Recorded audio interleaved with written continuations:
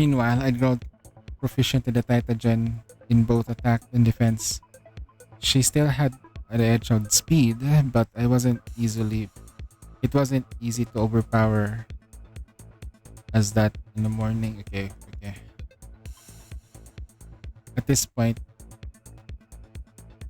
only great grappling could break through each other's defense. One clean position, it would be over in a heartbeat.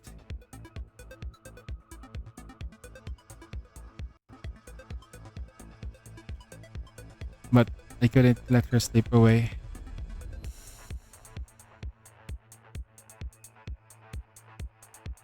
Until our Titan ran low. Then, our unspoken agreement we broke off, each of us hunting titans to resupply. There was still a huge cache of Titagen, probably underground, Ada's stash. If the rocket failed to wipe it out, this fight could drag on far longer. If I could stall her until the support got here. But that wasn't something I could hold on. I stood over the Titan, drawing in Pathogen, weighing my options.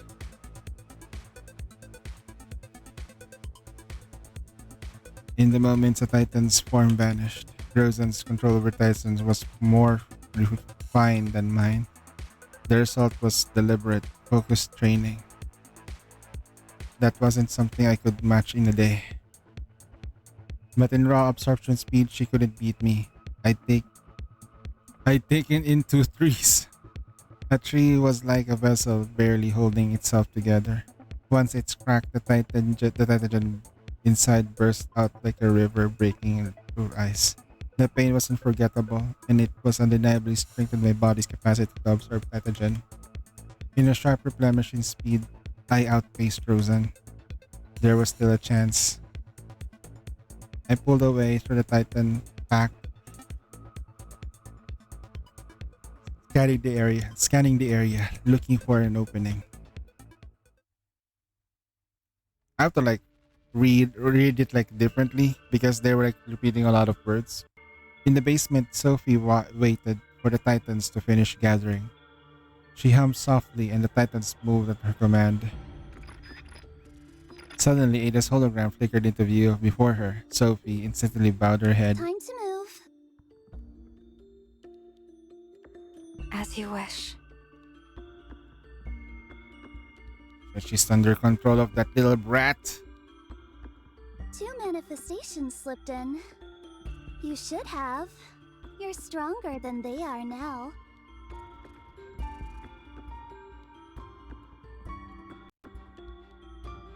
What would you have me do? One of them carries a device called the Death Knell. I want it.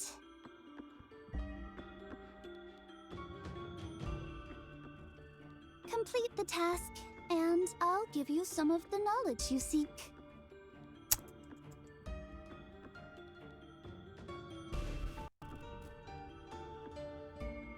A moment passed before Sophie finally looked up, but Ada was already gone.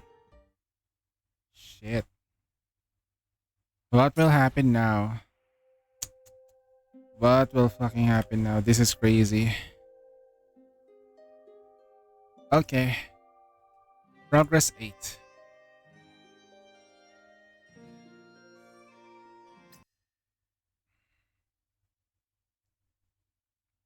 Boo Boo felt uneasy, uncertain of going off script didn't thrill her. It suffocated her scared. But a moment ago, she couldn't hold back the storm on her chest. Oh, I couldn't hold back that storm in that chest, alright? I'll honor your decision. Do what you believe is a must. I'll honor your decision. Cal probably knew Mauser was lying. The difference was they always seemed to know exactly what where the other choices would lead.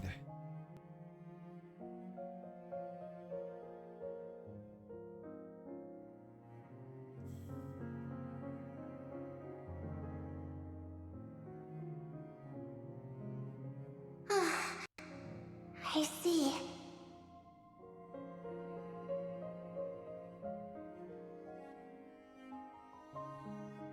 Suddenly, she understood why she lost control just now. Because her desire burned too strong, she was still too weak to match But it. I. She'd always been the one pushing herself hardest. Everyone else made it easy, look easy, accomplishing impossible missions as if they were nothing. She felt out of place. Just a field agent bumped up by luck, by Tao and the adjutant. She didn't have any the other manifestation had. No gifts, no brilliance. So she never allowed herself to slack. Every spare up moment she spent proving herself.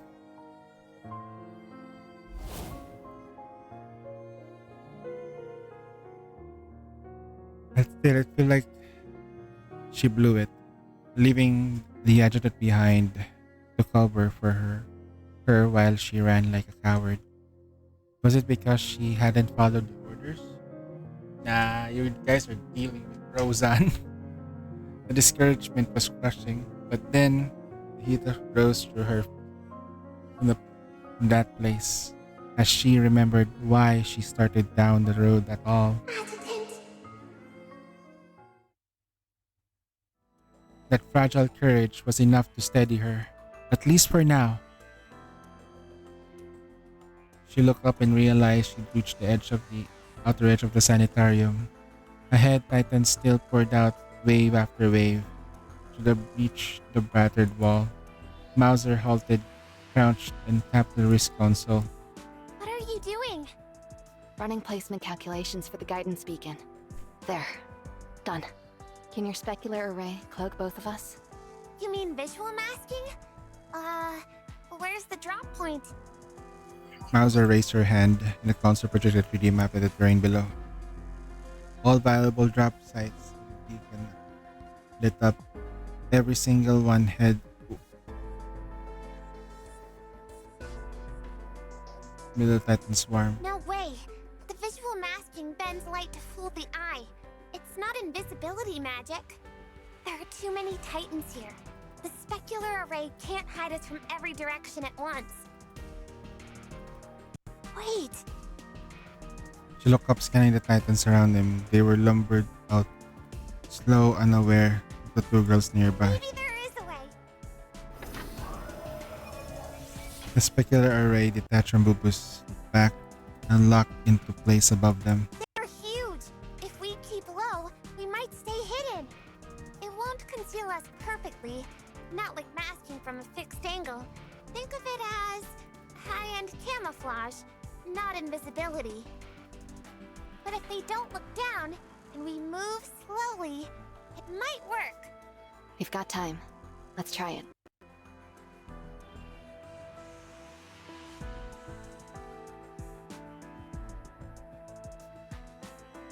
They moved together as if the single umbrella, crouched low, inching toward the heart of the pack. Bubu focused on controlling the specular array. It was going so smoothly that her nerves finally had room to panic. But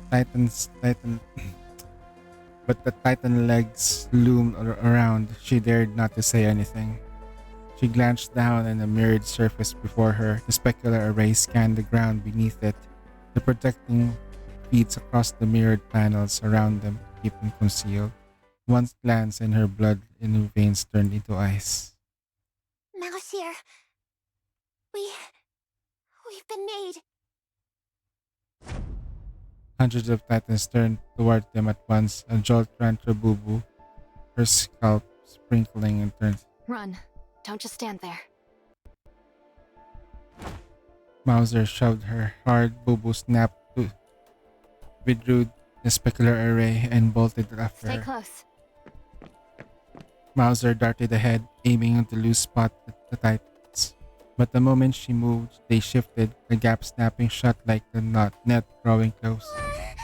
The titans even crouched low, blocking any path beneath their legs. But they didn't attack, they just kept shifting, tightening the formation, closing every escape. Someone's guiding them. It's Sophie. Bubu had reached the same conclusion just as soft hum began to rise. Though a breach in the sanitarium wall, Sophie emerged, walked calmly beneath the titan's legs. A gunshot crackled beside Boo Boo. Mauser raised a sniper rifle, fired instantly up the rear. Mauser didn't let up. At over 100 meters, her first round blew apart the Titan's massive hand, shielding Sophie. The next few shots cut every line of retreat. But before she emptied the mag, she stopped. Boo Boo already had both SMGs up, watching their six. But the Titans stood there, motionless, like specters in the Should we arena. push? Break through and meet up with the adjutant? Hold on. She dodged every shot. Something's off. A low whiny crackle through the sensor Mauser's This head. isn't right. She's stronger. Way stronger than she was this morning. Stronger than both of us now. Then we take her up close. These two SMGs aren't for show. I don't want to hurt you. Even the 100 liters of her voice reached them like a whisper in their ears. Hand over the death knell, and I'll let you walk away. Silence fell. Every Titan froze, eyes fixed on Mauser and Boo Boo. Boo Boo, I'm listening. we make one push together. If we don't break through, I'll use the death knell to cover your escape. We go together. I'm not leaving you. If we split up, there might be a chance. Together, neither of us would make it. Your exosuit's built for combat. Mine's recon. You have the better shot. Besides, without using the death knell, there's no chance of getting out. I'll hold Sophie and the Titans, keeping the breach and the wall clear. Take that chance to charge through. Once you're inside the sanatorium, it'll be hard for them to chase you without a clear line of sight. You never planned to get out, did you? She's strong. Too strong. I don't know if I can take her. Once you're through, find the adjutant. I'll hold on until he gets here. I...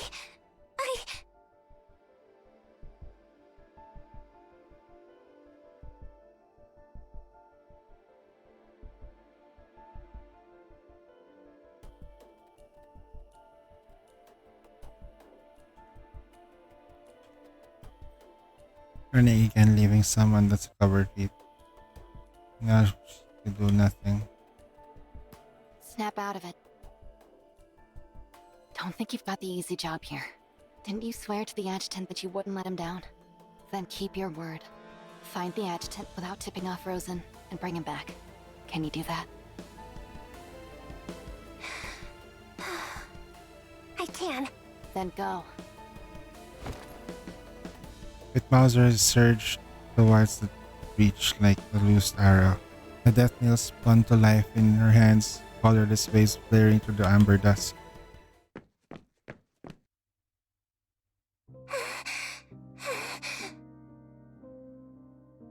As Mauser planned the death knell holding the Titans at bay, Boo Boo made it to the sanitarium. Her mind was blank. Where was the adjutant? Where was Rosen? She hadn't thought that far. That feeling again. So tell me, who else you trusted that? Understood. I won't let you down, Adjutant. I'm working to become a real manifestation. A true Heimdall operative.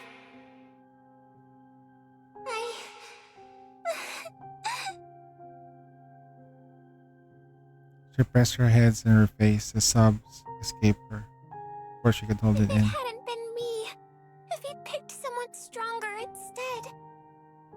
Saying surfaced in her mind. When you've given it your all, then when talent shows. No, get yourself together, Boo Boo. She wiped the tears at the back of her hand. Now wasn't the time for self-pity. She knew that. But the moment no one was watching, her frustration spills out. The Adjutant, Rosen.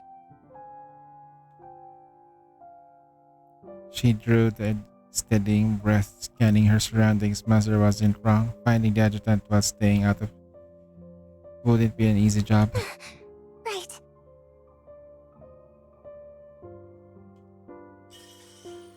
She pulled out her specular array, 18 drones in total. At her command, split the drones and scattered, multiplying to 72 smaller units. Fully deployed specular array, 72 panels in this demanding direction manifestation control. From the day she'd received this exosuit, Boo Boo had trained without pause. It demanded razor focus like and memory like steel. At first, she could barely handle a handful of them. Drones collided mid-air, failed to link up, and took ages to sink. But she kept at it, and in time, she was able to command 18 at once. Now, all 72 fanned around her. A few still clipped one another, but together they gave us her sight around corners. But the brutal test of focus managing to sweep with some drones while tracking dozens of live feed of same angle. I can do this. It's just a bit tricky, that's all. Better than having no plan at all. What plan? Soon footsteps echoed down the empty hall.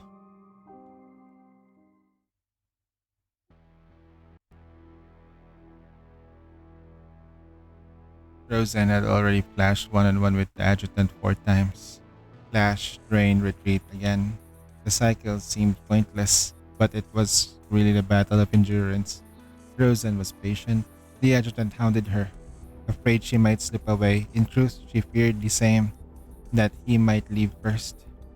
She come partly out of curiosity for Sophie's abilities, but mostly to kill the adjutant. For now, something else still held his attention. Ada. Eda. He had he had surprised her more than she cared to admit. She come to end him with something close to morning, but he kept rewriting that script. That more than once he'd pushed her to the edge of mortal peril, and she'd had in mind at all. She had always taken pleasure in a good fight. By now, the fusion cell of her cells with the Titagen had reached a newer tier. And with that power, the long suppressed devils within her, Sisyphus, began to stir. Each time she invoked the fusion, Sisyphus threatened to seize control. She could master the fusion only by defeating and destroying Sisyphus. It was a long war, but one she could twist to her advantage. If she could beat Sisyphus while they were fused, she could end it for good. Beyond what that lay a new stage of evolution, a being freed from weakness of flesh in a full command of her own. Once the adjutant fell, Idrisil would collapse, and the new world she envisioned would finally come to rise. She drained another titan for Titagen, flexed her muscles, and she walked into the sanitarium, fighting and killing where her craft, the ring-shaped complex, reminded her of the ancient gladiator arena, the perfect place to face the adjutant to the death. The thought pleased her, but someone's arrival shattered that. A pulse or a death knell rippled through the air. After taking a few blows, her body had grown sensitive enough to feel the vibrations. Not too far. She turned, gazing through the walls at the device that flared the area where the titans had gathered. Then she turned to another direction toward the spot where she see the adjutant split after the flash. She had pulled back the opposite directions, which meant he wouldn't sense the disturbance coming from the Titan's location. That only sharpened her suspicion. From what she could see, his odds were next to none. Yet, he was clearly waiting for something. Since he'd been forced to use the fusion in front of him, he'd clearly used the knowledge once to ambush her. The two manifestation with the death knell must have left the sanitarium. She left openings during their duels, yet they never appeared. She thought she must had his game figured out. The mission of those manifestations were on. But now that certainly wavered. Could they be trying to lure me out? didn't match the adjutant's style, but she wasn't about to gamble on that. She decided it wasn't a trap, not for her anyway. Then she sensed another disturbance, a manifestation with twin SMGs bursting into the sanitarium, unaware of her presence. The complex was quiet. She could hear the girl sobbing. She was tempted to strike at once to kill the girl, and the adjutant would certainly let the opening slip. But the last time she'd gone after that girl, the adjutant seen coming. She was overthinking it. The horizon swung wide, moving fast as silent to cut the girl's head off. No sign of the adjutant en route. Then she made her call. This hunt would be quick, clean, and ruthless. Just as the girl's floating circular array rounded the corner, Rosen made her move. Like a child, she launched at the 10 meters between them before the girl could even react. True to her nickname, the Geomancer, ducked under the strike, bolted the way Rosen had come, as if she'd foreseen the ambush. A miss. She pivoted to chase, but the girl swerved past her by inches. The girl was slippery as an eel. In the maze of the space, even with her body reinforced by Titagen, pinning her down quickly was nearly impossible. Time worked against Roseanne. This was an opportunity she couldn't afford to miss. Titagen surged through her. She had to kill the girl before the adjutant noticed. Close it in, strike, but the girls twisted away in a heartbeat before impact. She closed in again, only for her target to dodge down a hallway. Re-aim, intercept the girls, skimmed along the rubble, and at the corner slipped around the wall. Rosen blasted to the wall. The rising dust gave the girl a moment to widen the gap. Again and again, but just as Rosen was about to catch her, the girl darted off like a hare. But stamina made her difference. Her dodges grew clumsy, her footing unsteady. She was reaching her limit. Finally, they reached the theater. The exit was clear in sight. Her target hadn't made it out. She was probably hiding under the seats, catching her breath. An idea struck Rosen. If a manifestation had one constant, it was the habit of risking their lives for the man they cared about. She stepped into the stage, eyes sweeping the How pathetic, Adjutant. Death's closing in, and you're already throwing away everything you ever believed in.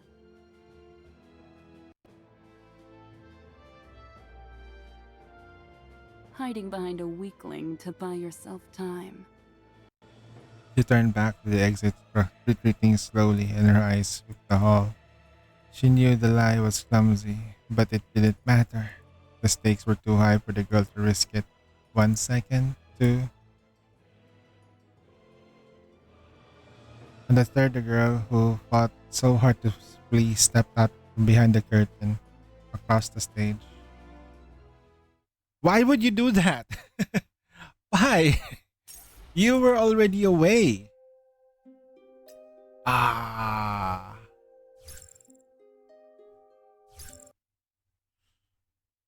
Don't get it. I sense a Rosen, she's right on my heels. Come on, I have to make it out.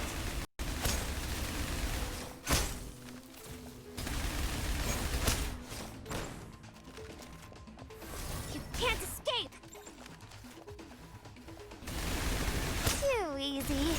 Take this.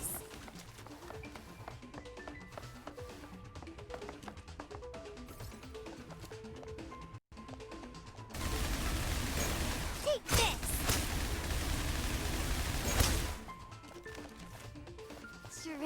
Treasure, come my way.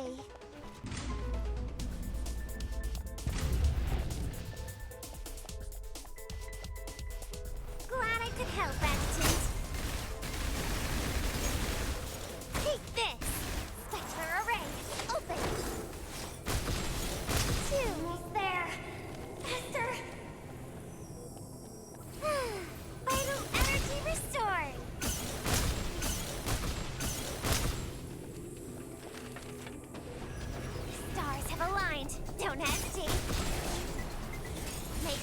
Domain returns. expansion. Break!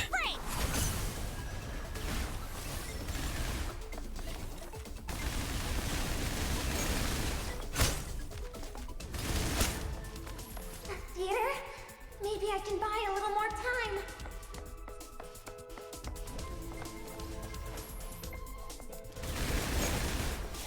Take this! Be ready for fate!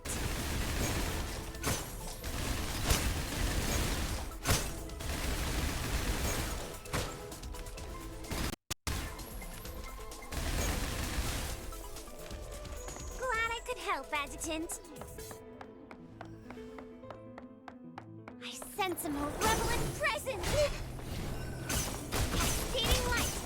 Too easy. Treasure, come my way. In fast, Adjutant. You can't escape. Take this.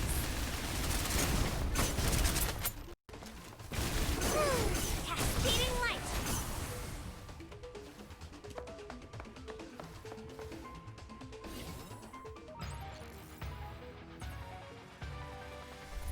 Huh? Adjutant! Huh? Found you. She looks really, really strong.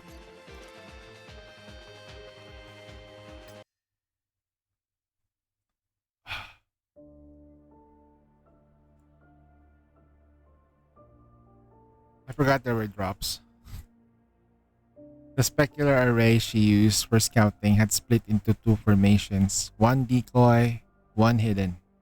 The decoy set stayed visible, while the hidden one lunged on the floor, mirrored setup blending perfectly into the surroundings. While Rosen's burst around the corner, hidden panels caught her. Thinking fast, Boo Boo slipped past the incoming charge, using Rosen's own momentum to widen the gap. She fought Rosen? She darted through the sanitarium without even a second to draw her weapon. With Rosen on her heels, every sharp swerve and tempo shift could keep her alive. Run like hell. Time just seemed to drag. Her body felt like it was coming apart. Manifestation power surged of every fiber, forcing her muscles and heart to run at full capacity.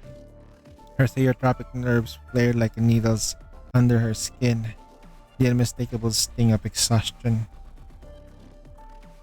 She had no sense of how long she's been running. Rosen's voice rose and fell behind her like a tide. She only knew one thing: she couldn't stop. All those multitasking drills that the specular array had finally paid off. She managed to juggle it all, mapping her escape route, twisting obstacles to her favor, gauging speed and distance all at once. Body and mind were at the edge. Only willpower held her together. She wasn't running for her own life. The others' lives depends on her too. That belief kept her moving.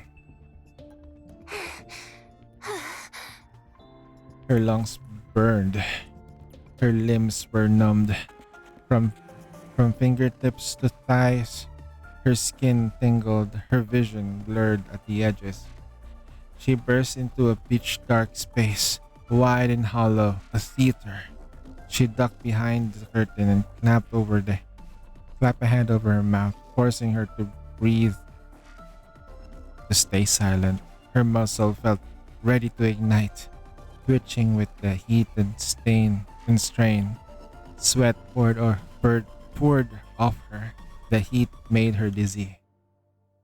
She fought to quiet every breath, forcing her heartbeat to slow. Darkness crept into her vision from the lack of air. Then suddenly, the stage lights flared open. The footsteps stopped. She stilled every reflex, forcing herself to be still. How pathetic, Adjutant. Death's closing in, and you're already throwing away everything you ever believed in. Death closing in. Hiding behind a weakling to buy yourself time. Buy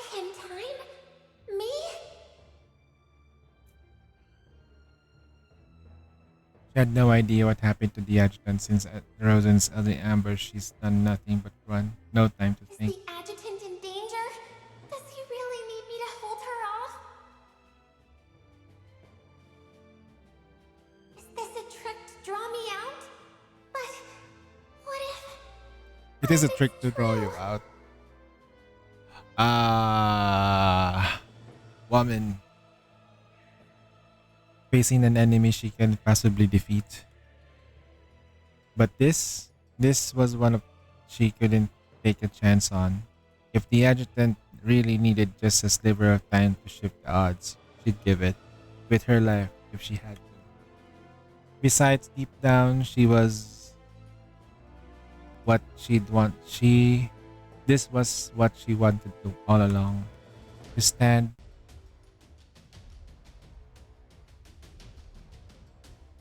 to stand, not to hide, to fight, not to flee, to protect, not to shield, not to be shielded or saved.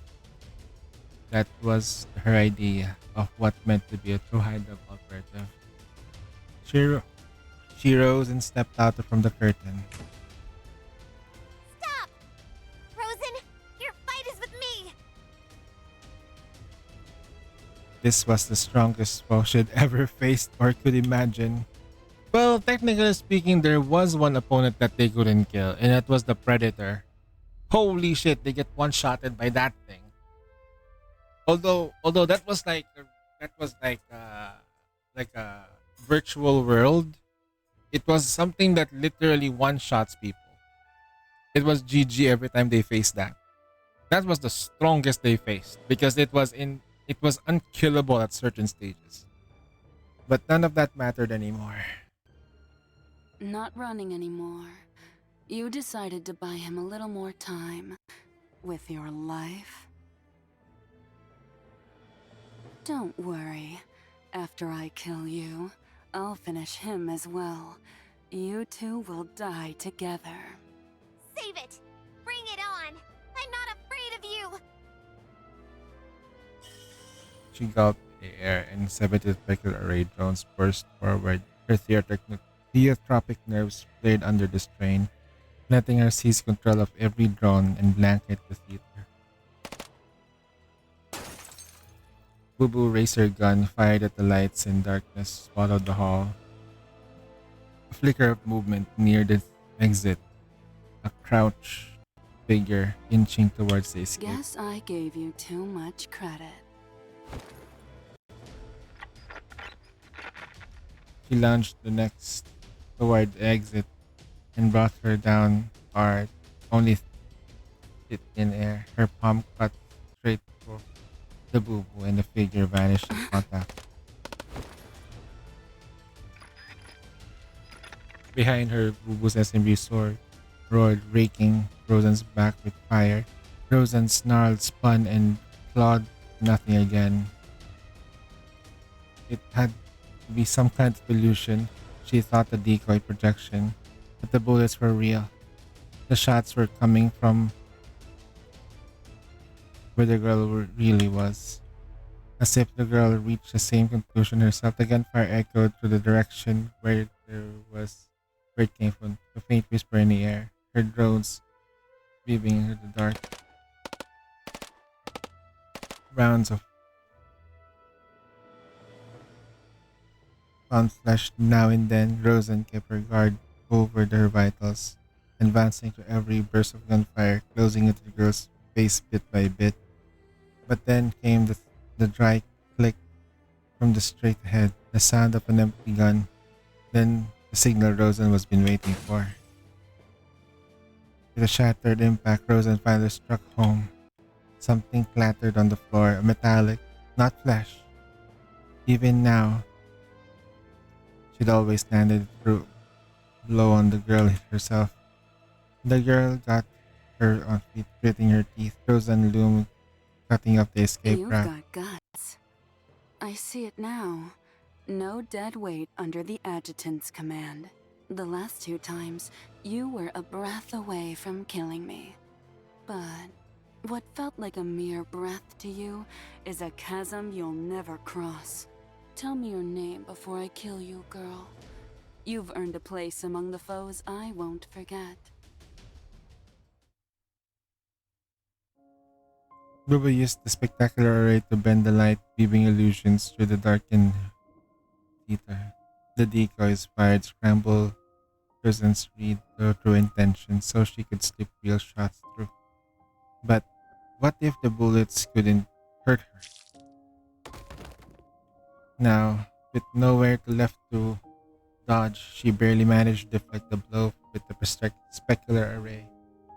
But the force that broke through hurled her to the wall. She steadied herself and pushed back her feet.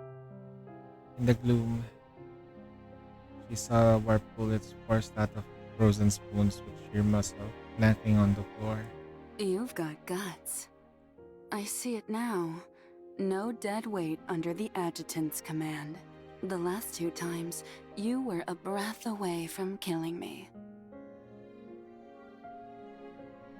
But what felt like a mere breath to you is a chasm you'll never cross. Tell me your name before I kill you, girl. You've earned a place among the foes I won't forget.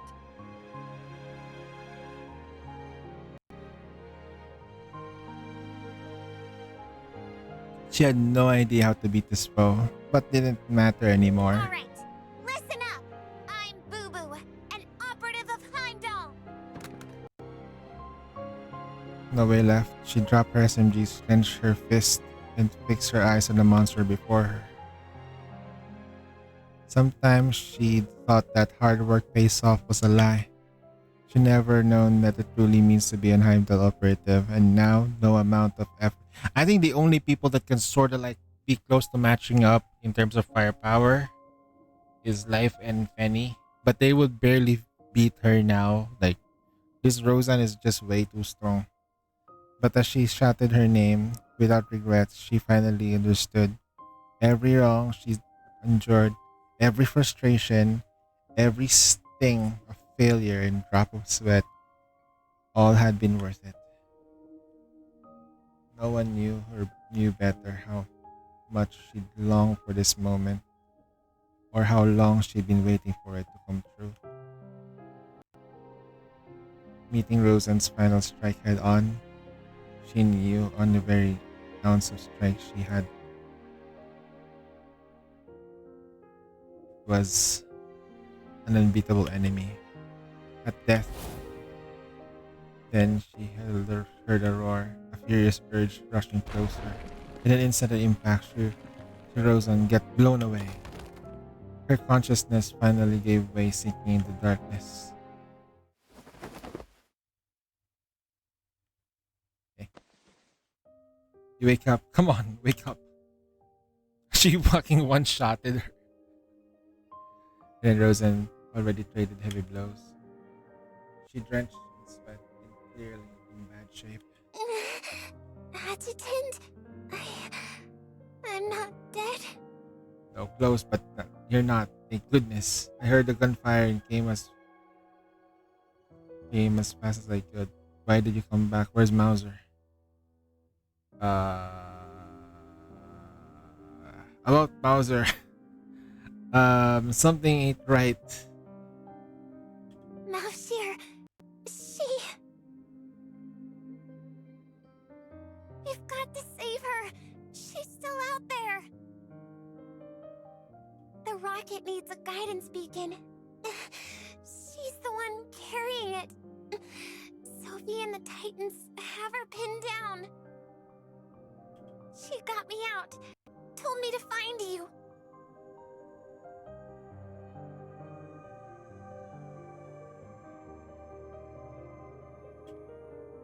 And you ran into Roseanne. Can you move? She tried to move, but she couldn't leave her hands. I'll carry you. I lifted her on my back. She was light, but limp. Her arms hung loosely over her chest. The breach over there. She said Sophie's stronger than both of us now. Adjutant, can we still make it? We can. I ran through the rubble on her back, clutching her arms to keep her from falling. She was too weak to hold on herself. Boo boo, you did great.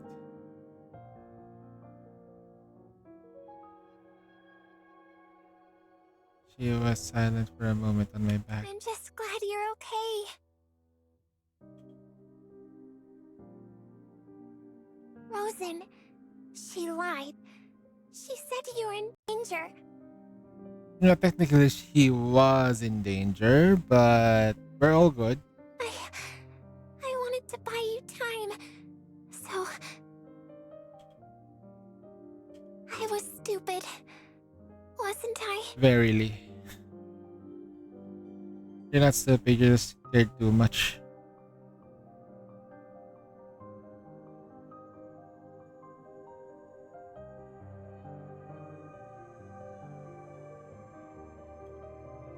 And you did great. You held out long enough for me to reach you. You must have trained Rosen, otherwise she would have been tried to bolt moments to show me. That's good. It's like in Hunter x Hunter. The perfect time to actually attack a predator is when they're attacking the prey.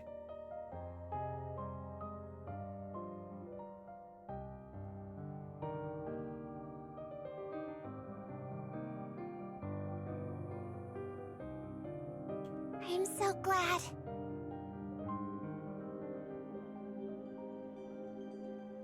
Then maybe I finally proved it, right? For what? Proved I'm a true Heimdall operative. You always were, boo boo.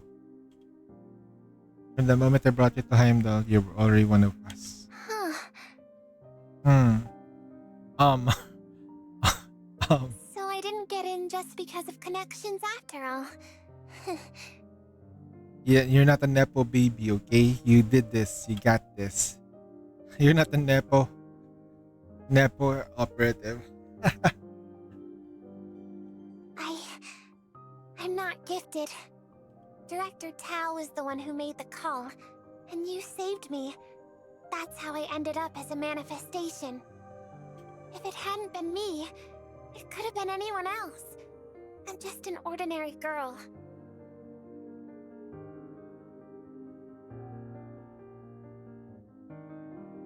Honestly, back in that cavern in Beijing, when I warned others not to come rescue me, I was scared.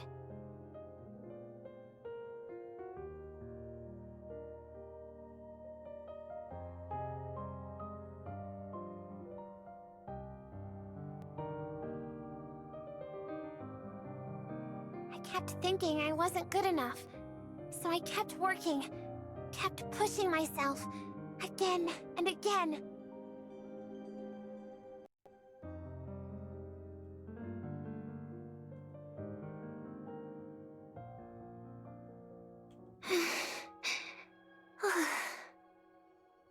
What is it? I'm listening.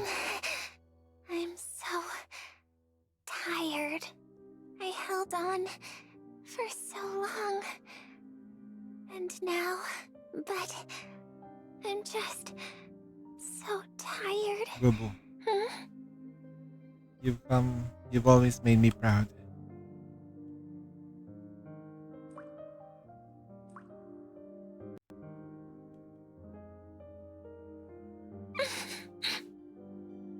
Adjutant, I didn't let you down. I wasn't scared. I wasn't afraid of Frozen. I don't want to leave anyone behind. It hurts. It really hurts. I know. The sobs came first, then a loud, ragged weeping until she could able to breathe. All I knew was she needed shoulder to cry on. Her itching breaths faded, spent from the fighting with Rosen. She drifted off. Her breath in the sanitarium wall came into view. Up ahead, the Titans stood like a ring and with a death kneel. We'll make it. The hitch her higher at the back and sprinted. How long has she? Okay, she a few minutes earlier outside the sanitarium. The resonance of the death knell finally faded and Boo Boo slipped through the breach of the wall. One by one, the Titans stared back to life. Sophie stepped out from behind the defensive line. The adjutant spared me once. I have no wish to hurt you. Hand it over, and you can leave. Just like that girl did. Mauser said nothing. She turned and ran. The Titans advanced in a perfect unison,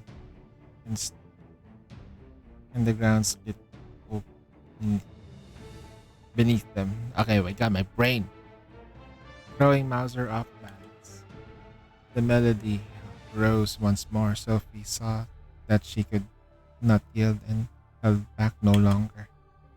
Mauser drew her sidearm, charged straight into the Titans coming on first. She leapt back just in time, letting the strike smash the ground and vaulted up the arms. I think at this time though, I think because those are Hela class, there is one operative that can handle this. Easy.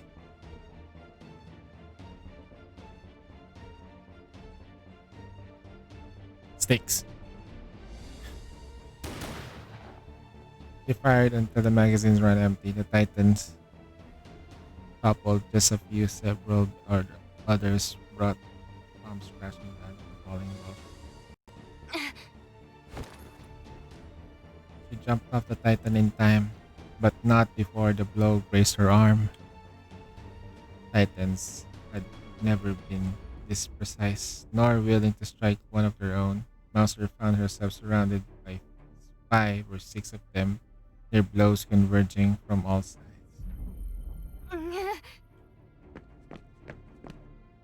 Fighting through the strain of death kneels, tall Mauser slipped past her frozen Titans and broke free. But the searing pain nearly robbed her consciousness.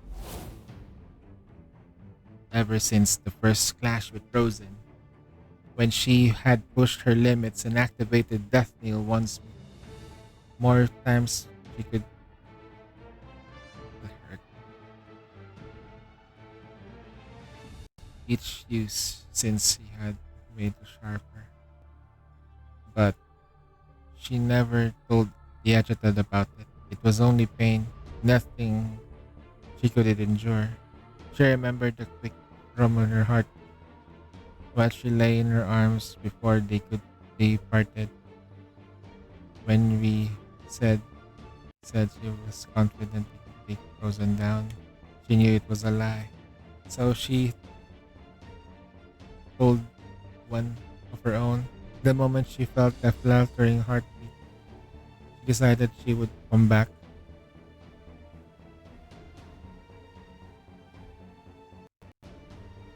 Hey! Yo!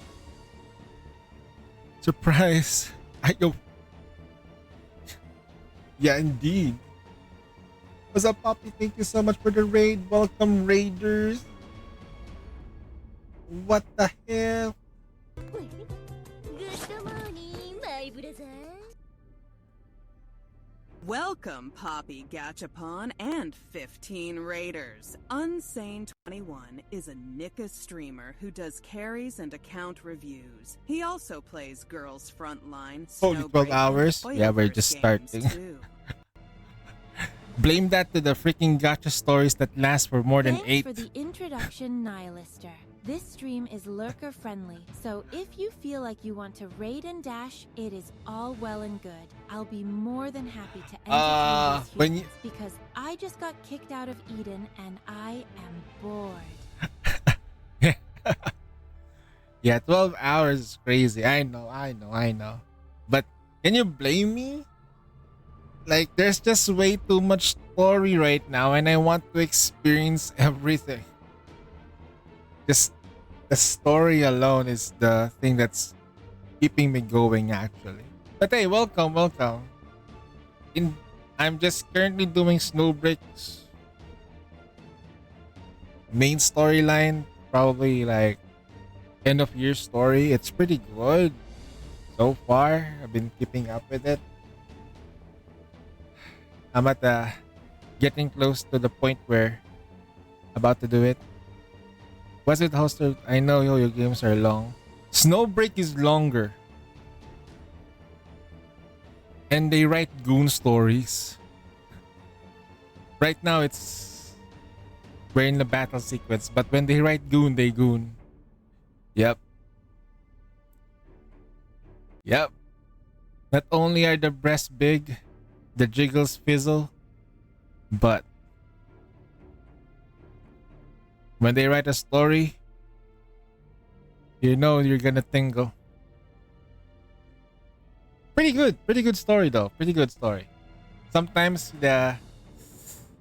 especially one of the characters when they were like in that episode where they're at the beach. Yeah. She took a bath. The main character came in and then it was obviously the guy was pounding her. I mean, like, it was so obvious in that still image that they were doing it. There was no way. And I was like, how did this got through? Katya was probably I think Katya, the adjutant already met the parents though. Dude, the adjutant already got the parents. So what do? They met the parents already. He already put a ring at Katya too, so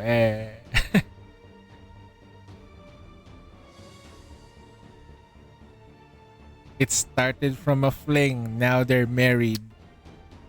Alongside with the other ones that people already put a ring on. There's a lot of rings.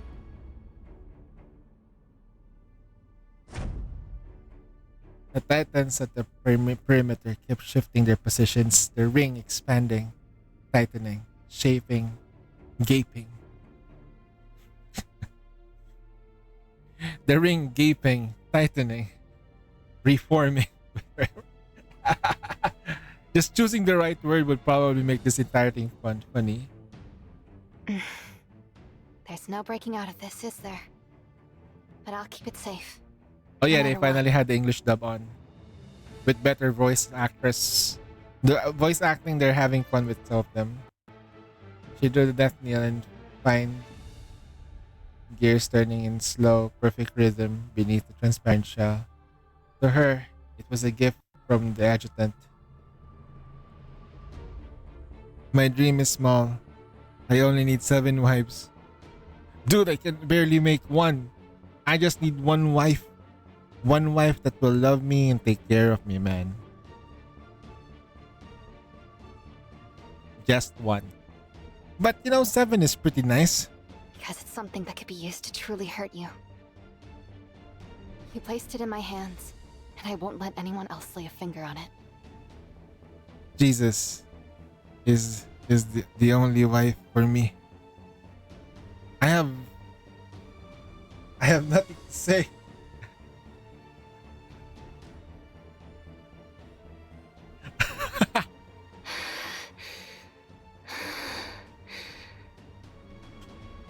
She glanced down her wrist module until wait, she's gonna fire the rockets towards her? What? While she's surrounded?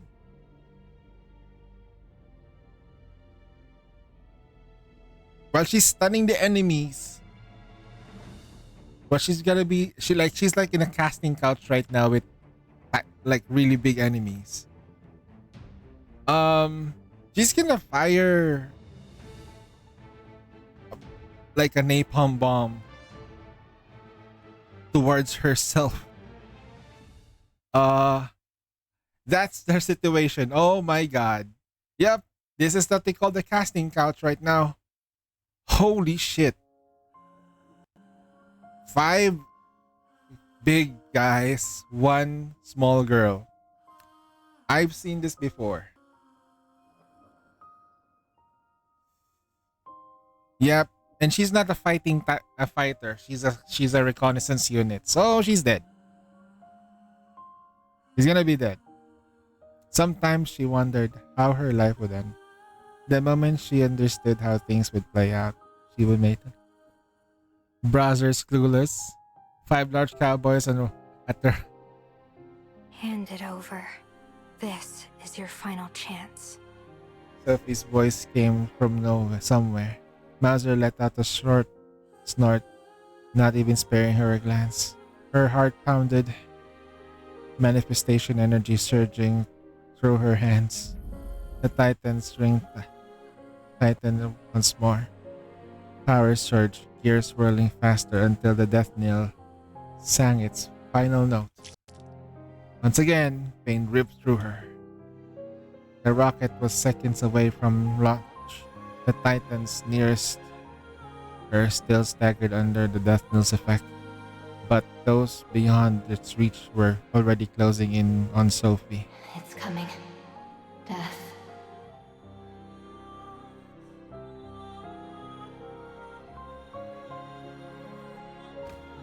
Drained, she sank to her knees and waited for the end to come.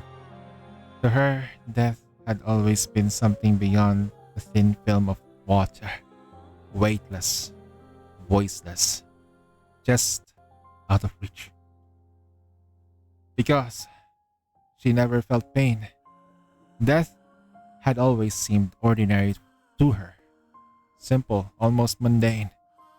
She thought facing it would be easy, just a matter of choice. Damn, stop spitting out Kool-Aid, Jesus Christ. But now she could feel pain, and with it, fear, surfacing from that film of water to stare back at her, cold and silent. This must be fate's final offering to her. She had no choice but to take it, the gravel biting into her knees, her wounds twitching in reflex. Her gaze, okay, my eyes are starting to hurt. Hey, Adjutant. Can I call out your name? No. Whatever you like. And that's how the reason works, man. Like, this. Adjutant. Yep, that's me. Rizman 2000. Rizman 2000. Hey. Adjutant. In the haze, the searing sun over the sea from her memory pierced through her heart. A flash of heat welled in her eyes, slid down her cheek, and fell onto the back of her hand. Suddenly, as if seizing something unseen, she sprang to her feet and ran. Unnamed pulse surging through her, she hurled the beacon as far as she could and bolted to the nearest cover of the visor she could find. Just run into what looks like warehouse, downward deeper. Anywhere she might survive. Ah shit, Sophie's gonna get fucking hit. When her mind cleared, she found herself in the basement. Deeper. I need to go deeper. But there was nowhere left to run. This was as deep as she could went. When the countdown hit 0, the rocket is launched.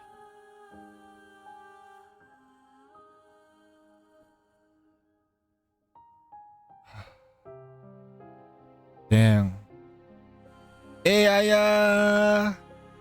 Bless you.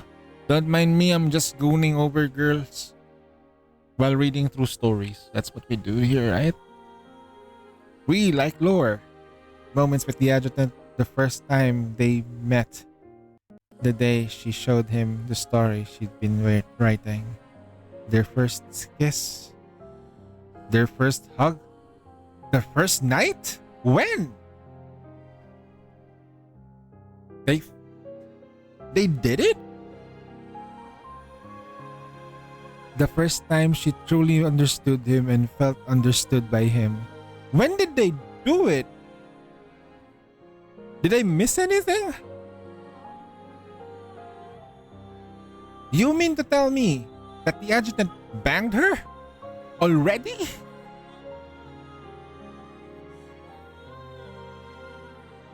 Okay, so all the originals were banged. Everyone, maybe except one character, except one, because I know she banged the lolly baba there already. Prisha. I'm like, oh, they actually did it. Oh, okay. Isn't that gonna be Oh no, they did it. Okay. So when the adjutant comes out from a different room every time and the girl is sleeping, that means you exited out from that room. That means you wake up from that room. True lore, guys. True lore. Guys. As the main character, as the writers of the story try to shill for like the Chinese community, we just say, let them cook, but please put some male NPCs back. The story feels so awkward that there's just one guy. I beg you, please. They don't have to fucking talk to the other girls. They just need to talk to us.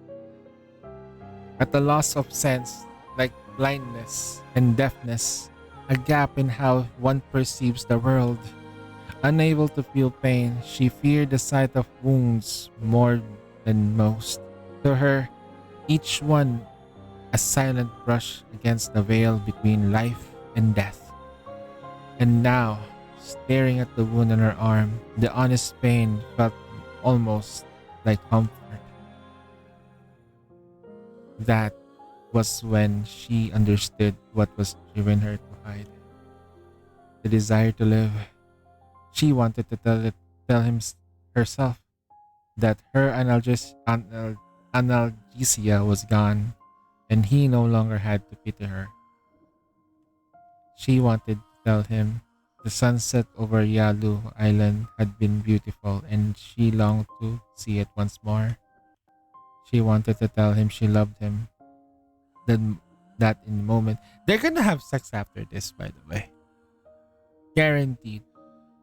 After every mission, there is always something like that. I'm waiting for it. There was so much she wanted to tell him. She could have talked for days, no, for a lifetime, if only he were there to listen. She wanted to see him once more. For a moment, she wondered if he would come to save her. But in the end, she only hoped he would finish his mission safely. She felt no regret. Sorry, my English is shit now. Only the ache of never seeing him again and of everything ending this way. She heard the scream of the rocket drawing near. She closed her eyes. Huh? A basement door opened. And the flood of light pouring over her. There you are, Mousy. I dove through the doorway, throwing myself over Mouser, Boo Boo to shield them from the blast. The blast thundered behind us. The annihilation charges were made to neutralize Titans, so I couldn't use my ability to shield against them. Shit! I had to bear it with my flesh and bone. Blood swelled up the metallic tang rising through my throat. The firestorm roared past the basement door. Beyond it, the chain detonations kept thundering. At last, the blast faded. Shit, what happened to Sophie though? I stepped out of the basement before me, and the fields of sunflowers were burning as if the heavenly fire has descended. Amidst the raging inferno, A towering, terrifying, beautiful figure turned to face me. So, Adjutant, Rosen spoke of you. Oh shit! I am Sisyphus. I have come to kill you. What? Oh no! When we knocked her out, she took over Rosen's body. Oh shit. Okay, boss fight. So we're using the trial characters. This is fine. We weren't able to get the unit, okay? Too expensive. 100 pulls per guarantee.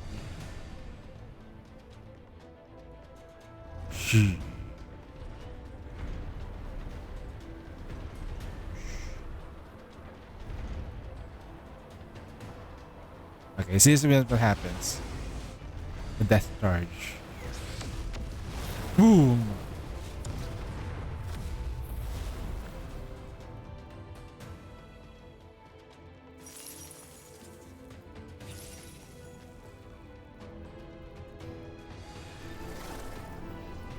Pathetic. Ah shit, you absorbed everything. You've been pushed to your limit. Let me end him, Rosen. And let me end you too. Adjutant, I'll back you up. I'm okay. Take it down together. I can fight too. I can handle one more death knell. Oh shit. That's Awaiting your command. Target under control. You can't escape. Take this. Be ready for fate. Take this. Ulti. The mirror captures all. I guide the reflection. Resistance is meaningless. Cascading light.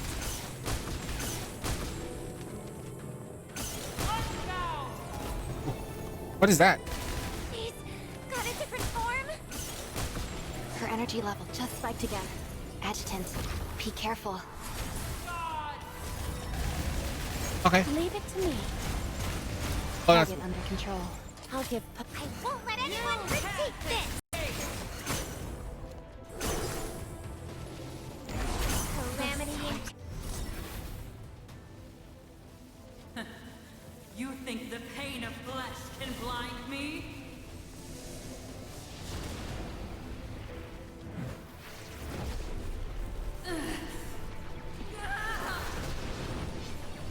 Oh no, no, you fucked up.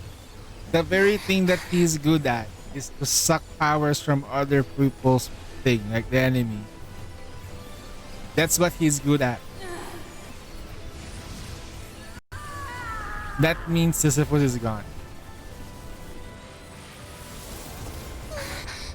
And okay, that's every power that he has. Okay. The main character of Snowbreak is busted. Mission success. How many gems do we have right now? I can't tell. I can't tell how many gems we have.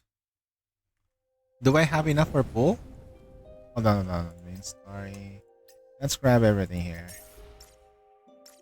And then can I brave trial?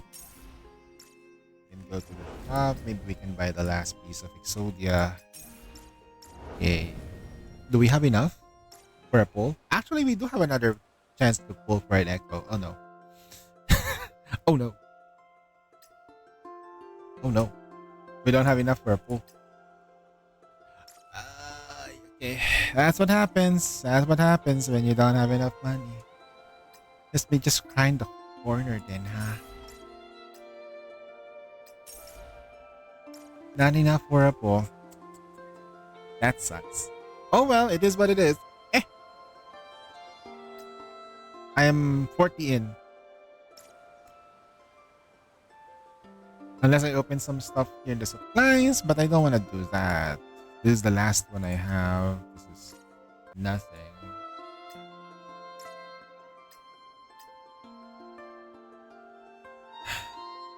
I wish I could just get lucky, somewhere. Alright, let's finish the story mode. It's pretty good. Okay, so we blew up Sisyphus. I don't know what happened to Sophie. On the brink of, I forced every last ounce of strength to drain the titagen from Sisyphus. Sisyphusy. Waves of it surged through me, relentless, crushing. I was pushed past my limits, yet the flow from her body felt endless. I forced myself to focus, gathering the titagen and shaping it at the cellular level, forcing my body to make room for more. At last, I can no longer sustain my pull. My grip on the monster's throat slipped away. Most of my Sisyphus' massive form had already drawn into me. What remained was a tattered shell, and within it a woman curled up upon herself. Frozen. She collapsed on the ground, eyes fluttered open as she stretched, then absorbed the rest of Sisyphus' scattered remains to herself. A moment later, violent lines crawled across her face, her muscles surged, her frame swelling. The same monstrous form, now refined, no longer unwieldy. Then the outer shell folded inward, her body reformed to its former shape, save for the faint traces of the titagen itched between her brows.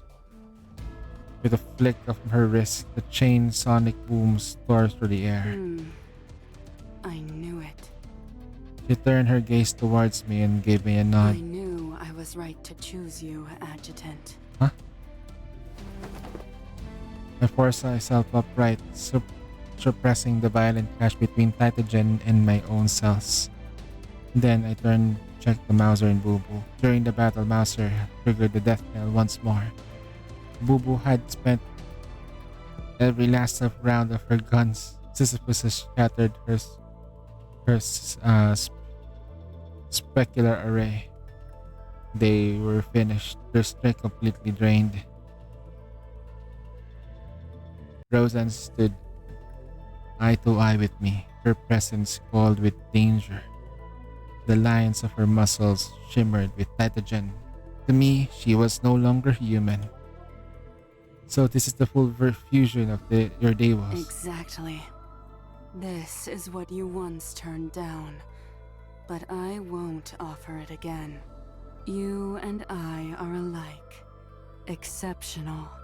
Unmatched. Your progress is remarkable. Far beyond what I expected. Pity. She regarded me in silence. Something in her gaze felt off, distant, alien. Fusion, are you Rosen or Sisyphus? Or both? You're right. I'd overlooked that. I never truly controlled the fusion. Each time I absorbed enough titagen, Sisyphus seized control. I thought you might be the one to defeat her. So one of you had to die here. And now, I took advantage of my Dewas' moment of weakness and killed her. But by what I've become, so I am Rosen. And I am Sisyphus. Why bother telling me this? Because I pity you. And because I admire you. But our paths were never meant to align.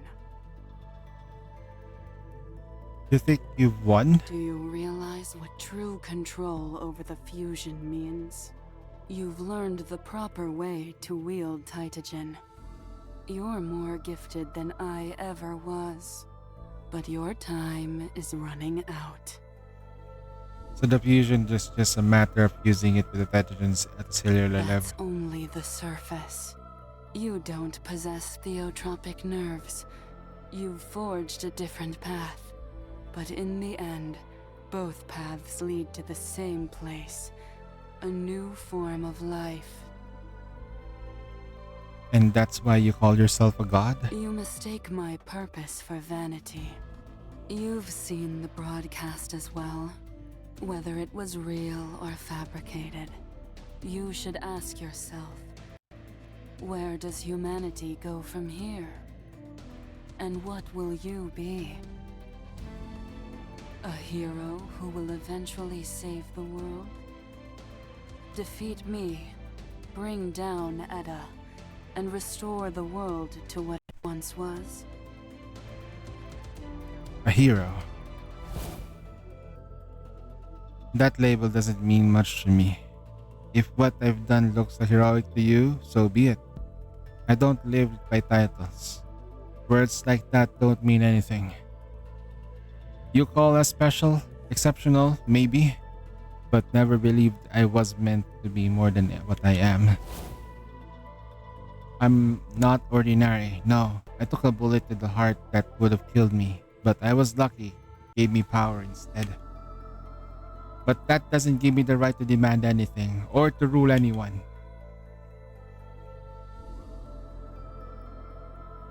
I'm simply here to stop you from wrecking the world. Wrecking? Yes, but I don't hide behind words like justice. I act on what I believe is right, just as you do. I'm not here to judge you, only act on my will. I'm no scientist. I can't cure Jivosis. Nor am I a revolutionary. I don't know how to rebuild society. I don't meddle in what I don't understand. If civilization is distant to... oh, it's so fast. But I don't let anyone twist my fate on a whim, stopping you. That's not much I can do. You're no hypocrite. So, have you decided? Run or fight? If you run, you might live long enough to grow, to catch up to my power. I won't stand idle, though. I'll pull every lever I can to drag you back into another fight. If you choose to stand and fight here, your odds are slim. But will you stake everything on this chance for a final duel? Take your time to decide. She turned, walked to a low ridge and settled at the crest. Arms slipped around me from behind. No, don't go. I turned and pulled Mouser and moved my arms and brushed against my chest. I brushed hands across Mouser's cheek and she clutched tight, tears brimming in her eyes. Don't go. Please, I'd never seen her like this before. let's leave. Let's go home. We can hide. Somewhere no one will ever find us. Mouser, No. I don't want to hear it. I know what you're going to say. I don't want to hear it. Call me selfish. I don't care. I just want you. that voice acting is pretty good, no? I just want you to live. Mouser, hey, it's okay. My analgesia is gone. It's gone. It hurts so much. Do you even know? I know. Her tears spilled into my palm, warm against my skin. I want us to live. I haven't even told you half of what I wanted to. I want to go to Yalu Island with you, seal our covenant, and do so many things together. I know, Mouser, I do.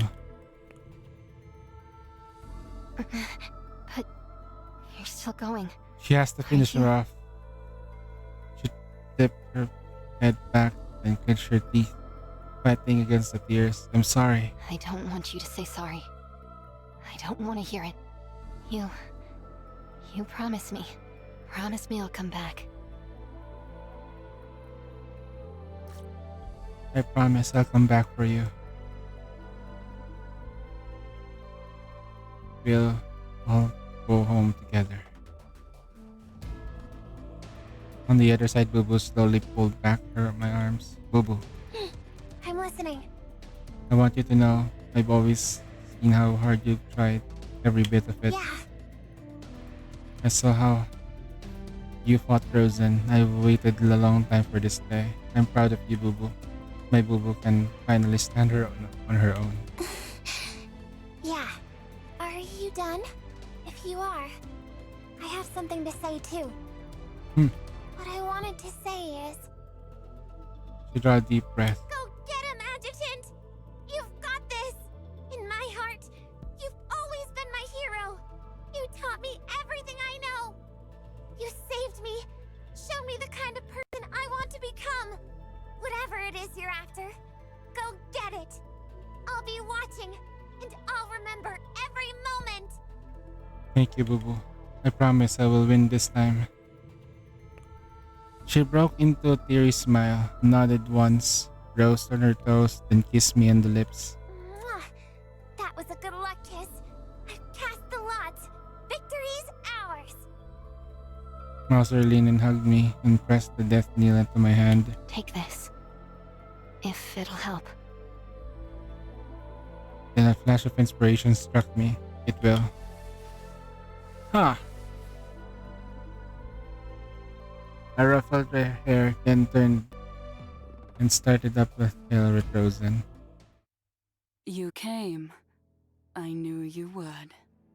Frozen rose to her feet. I was right about you, after all. You look pleased. Of course. I've always believed we're the same kind. We might have different goals, different paths, but you came when I called. That proves it. Yes. It's not just strength I'm talking about. You've always carried yourself like someone in complete control. But that doesn't say everything about you. That's only how you act when things go smoothly. When you're pushed to your limits, that's when your true nature shows. If you'd have run today, I'd have been wrong about you. Just another coward, unworthy to face me. That's a narrow view. You've run before too? When defeat is certain, retreat is only wisdom. Back then, Rosen Quarena was merely testing you, not seeking a final duel. But now, you stand a chance. You've been trying to make Taitogen merge with your body, haven't you? I gave you that time on purpose. You do have a shot. So you knew. Still, I don't understand why you'd be so generous.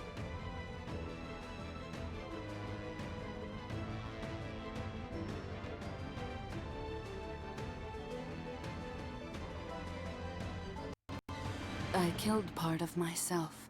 I already told you.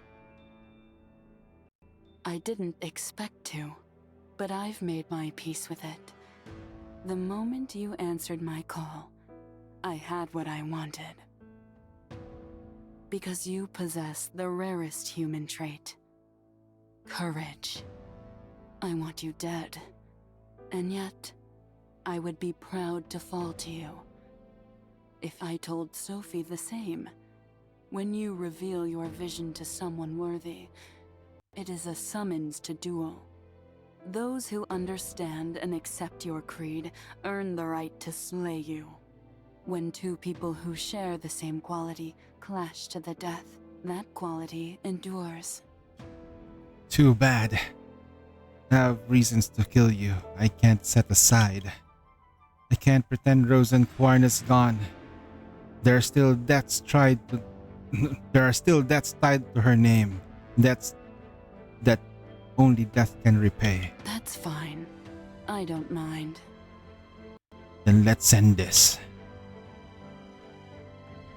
With the last of my strength, I forged a Titanogen fusion in my cells. Like iron in a forge, I needed one final strike to be reforged. From dawn's first clash to dusk's last ambush, 100 battles at the end, That that death matched with Sisyphus. I was past exhaustion. Even that the Titan kept my body upright. My will had already turned into. Yet Rosen still stood before me like something newly born of the night. She was right. She'd evolved into a new form of life. Can I really do this? I asked myself. It was the question I could no longer avoid. Her unwavering gaze rekindled a spark within me. Strip away everything thought, noise, doubt. Only pure will and focus could grasp even the single faintest chance of victory. This was the moment. Unleash the fear I had kept caged and turn it into under the enemy before me. Face her, face that fear. Face the truth that I'd fought her countless times and never won. Face her willpower as relentless as mine. I closed my eyes, draw a breath, and let the inner fire rise, burning the rust from my courage. I opened them to the heart and burned clean. Within the resolve I win to, to, to end her at last began to grow. Okay. I pocketed the death nail, raised my fist, and charged straight to Roseanne.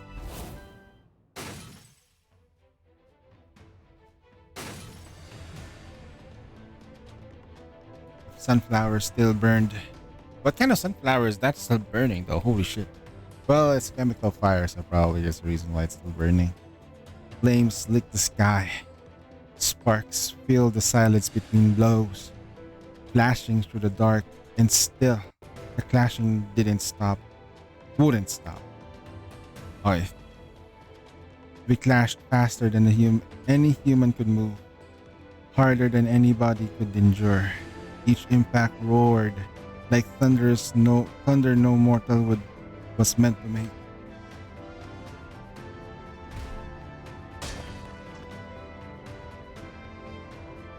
I caught Rosen's blade again. She was still in her human form. She hadn't gone all out yet.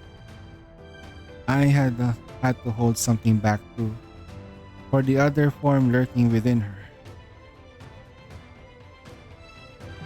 Once I caught the real opening, turned her punch into a takedown, dragging her onto the ground.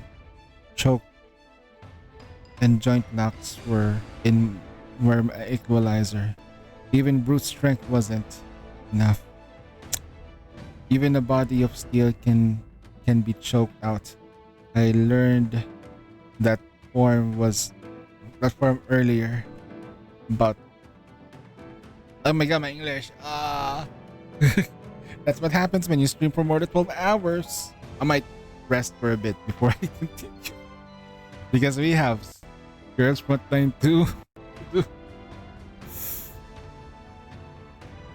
After I reached her arm once, she never let me take it to the ground again. He fought slow and careful, grinding me down, carving at my will piece by piece. It had become a battle of will. I fought as Titagen knitted my wounds, growing numb in pain, fatigue, through everything else. Roseanne saw I was failing, but instead of pressing, she slowed, testing me with cautious strikes. The fight dragged on. Her rhythm tightened. Her blows came faster, and slowly she began to believe my weakness was real. Then it's time. I met her charge with a heavy cross punch. We both staggered, but I didn't back off to catch my breath. I drove straight in. She caught both fists. My eyes locked onto mine. You know you're losing, don't you? In the instant, the Titagen surged across her skin. hardening into a gleaming armor. Like a demon lord reborn, she stripped free and brought both arms crashing down towards my head. I caught the blow, but the force was of still crashed through me. My feet sank into the soft, scalding mud as the weight drove me down inch by inch. She seized the moment by driving me a knee into my gut. The Titagen I'd formed there shattered on impact. Then came the killing blow aimed straight for my heart. Now! There was an opening I've been waiting for, holding steady, faking weakness, hanging on to just long enough. Every trace of fatigue, every fearless resolve to die, all of it had been an act. But even so, it was a gamble with my life. From the moment Mauser pressed the death knell into my hand, I'd known there was only one way to defeat Rosa. Now, one with her day was. Time slowed down. I had already palmed the death knell before our final clash. Reasons to kill, reasons to live, promises to keep.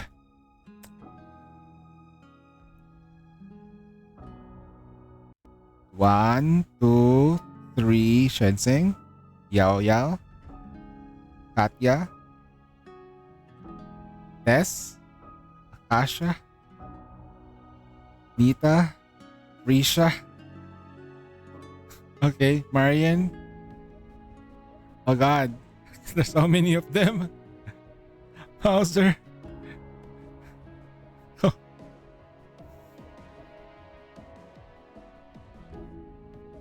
The reasons to live, no? A lot of them. Aha. Everyone and everything had was sworn to protect all the love and hope I carried within me. With all of it in my back, I readied my last strike.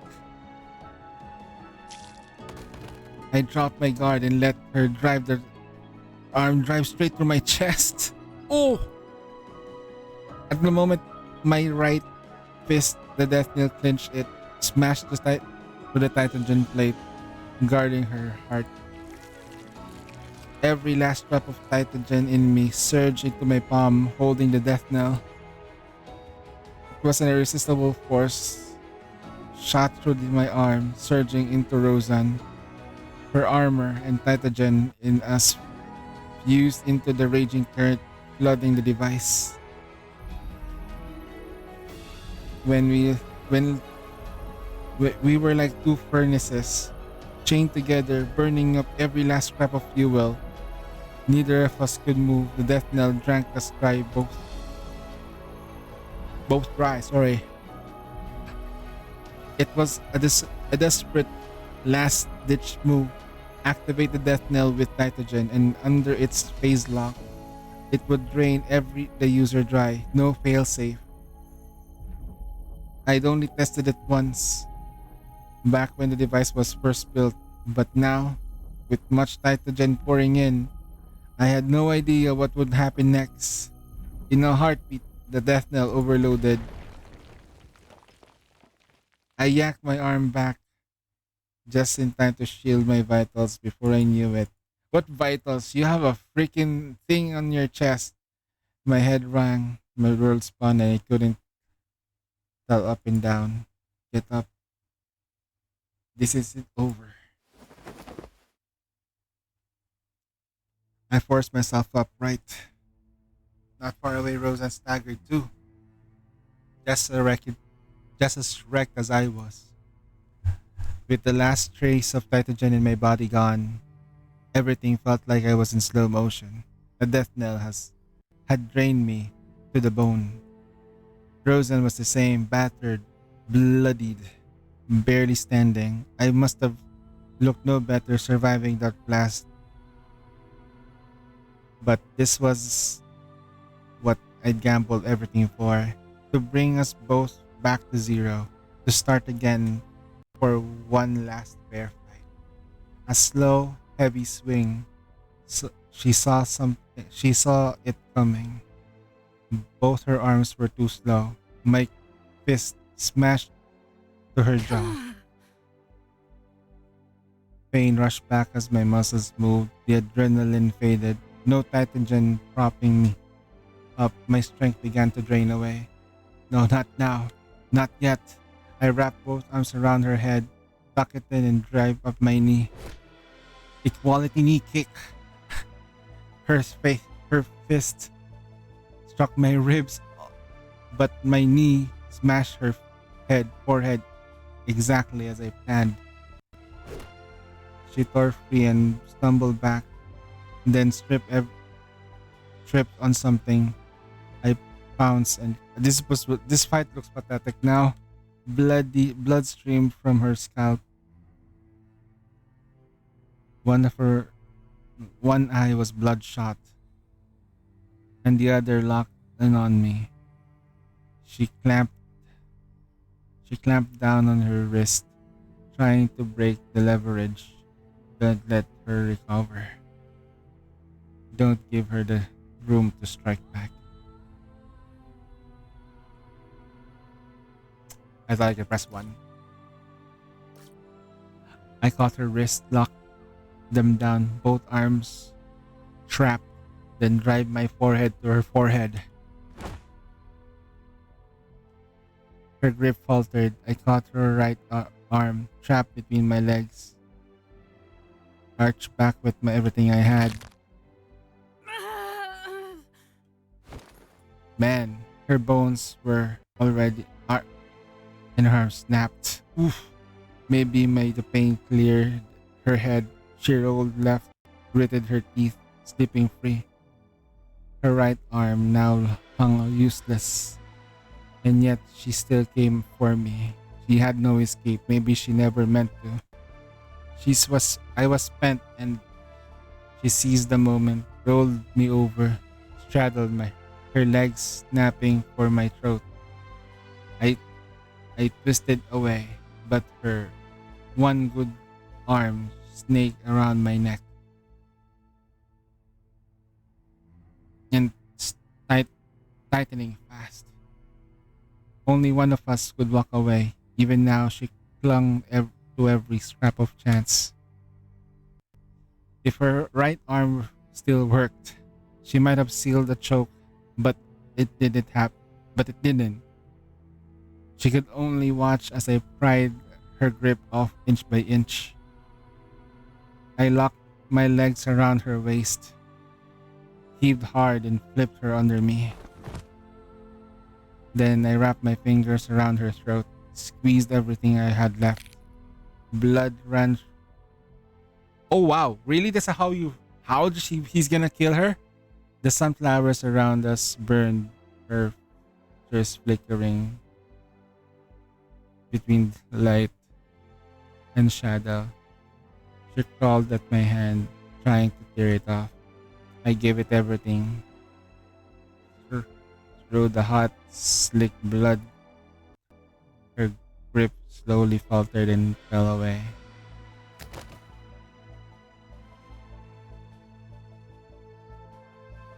That's how you killed her? Courage, resolve, all of it faded with her final breath. The burden that overshadowed me for a year ended here by my own hands. Roseanne Quanria, the one who killed Orlova and left a trail of blood behind her. And the reborn Roseanne through the building their new world, both were gone. The woman who came as a judge and executioner, who stepped into the pit to stake her life against mine, was finished. Like me, she had staked everything. And with the courage and clarity of a human heart, she followed her will to the very end. I couldn't tell how long it had been, ages or just a moment, but I heard Boo Boo and Mauser calling out to me. I couldn't make out the words. My body felt cold. I looked down. A deep gash split my chest. The one Rosen had carved into me without when I was using the death knell. The blood had slowed. My armor was soaked. Every seam thick with blood. I collapsed, their voices blurred together. Numbness crawled up on my limbs, reaching for my head. I think Bobo caught me. I saw her lips fluttering, shouting something. But I heard nothing. My heartbeat was only the sound I left. Someone lifted my arm. My vision wavered. Shapes moved around me, but I couldn't follow them. I no longer understood what they were doing. Every bit of strength left in my body was spent. Just as staying alive, my senses were shutting down. Darkness closed from the edges of the world, hungry to swallow the last of the light. It felt like I was sinking into the sea, struggling not to break apart. Through the haze, I saw Mauser running toward me. Something in her hands she placed on my chest. I already numb to the touch. What was that? Huh. With her help, my body stopped coming apart. She returned first. No, don't die, please. It's working. Go find more Titan remains. Ah, okay. We're technically a rapture now. We turn into a heretic. feed the main character like you feed Nihilister. My heart beat slowly, as if it had stopped for a while, and someone had called it back. It was damaged. My body gathered with pathogen, could patching it up. The smell of burning flowers drifted into my nose. He's getting better. Yes. They brought me more pathogen parts. Not much, but enough to help me recover. I'll get more. Wait. That's enough. Help me up. At last, I could stand. The pathogen radiation has weakened. Not enough to jam the comms anymore. I took the terminal with from Mauser and called the headquarters. Caroline, it's me. Rosa has been killed. All Titans eliminated. Operatives are alive. Telltale operations complete. What do you mean operations complete? You're barely dead. Mauser nearly died. Okay. File 1. I wonder what this is. The night at the nearest Yggdrasil resupply base. We'd rest for the night and held back to the headquarters the following day. My condition had stabilized and both Mauser and Boo Boo were out of danger after treatment. Boo Boo remained under observation while Mauser had returned to the ward in the bedside of mine. I was lying there in my eyes closed when I heard a sound beside me. Lying down, Mauser used her hand to push up the wall, currently nudging her bed closer to mine. What are you doing? Lie still. Her hand found mine. That's better. Yeah. She relaxed. Her beds are now close enough for her hands to stay linked. Wow, okay. Her arm was still wrapped in bandages. I gently held her limp hand, gave her a fingertip. A hot light.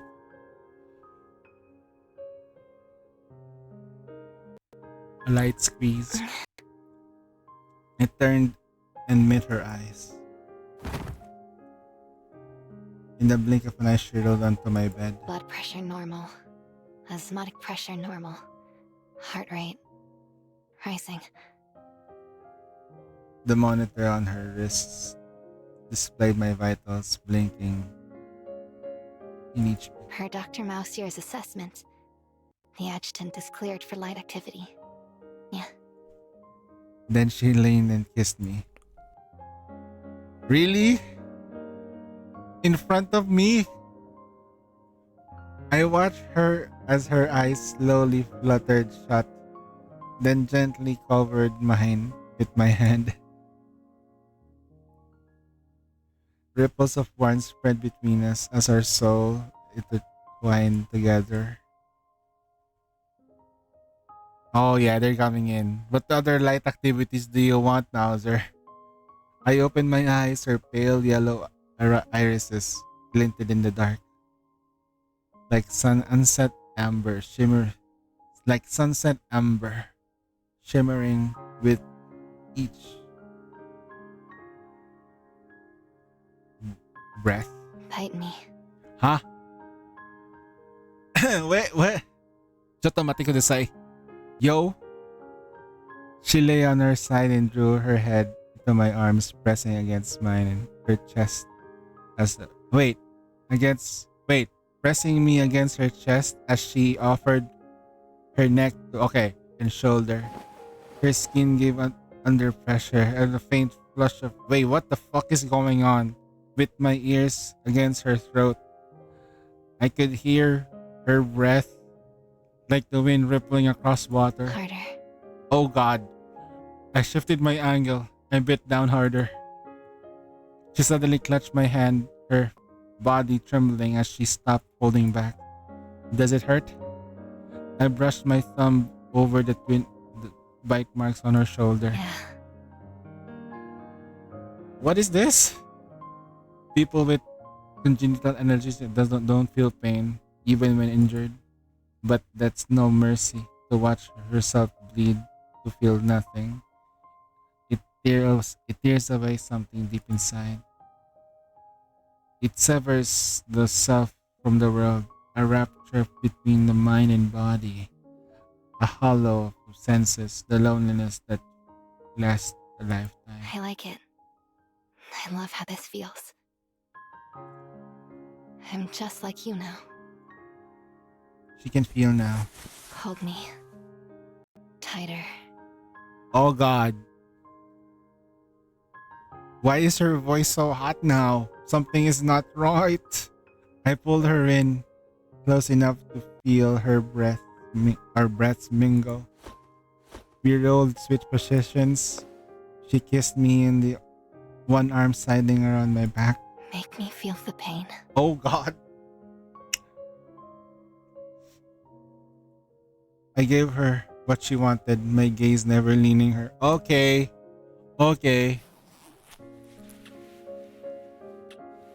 After being satisfied, she steadied herself against me. Her eyes locked on mine, her brow furrowed as... You know the doctors are not gonna be happy seeing all the wet stuff on the bed, but that's fine, I guess. And there are cameras here, but probably that's... It hurts. She seemed to savor the unfamiliar sensation, letting it blend with every feeling I've ever known. You okay? Yes. So this is what pain really feels like. Outside, the rain whispered through the night beneath the rising crescent of the moon. A night bloomed open to the rain, fragile and unguarded. She turned her back to me. I reached out, guiding her chin until she faced me again, and kissed her. Oh God. I wrapped my arms around her, holding her as if I could keep her there forever. I was like pushing through the thorns and mire, discovering pain I feel ignite her. Her eyes brimmed in tears. The pain soothed her soul, feeling the hollow inside, stitching the thorns of the home. Pleasure and pain, joy, sorrow, feelings long starved for nourishment blooming at life. She could cry now, she could laugh, her body healed. Moonlight lingered, A few autumn cicadas. Ah, shit! That's why she has more emotions now because she started feeling pain.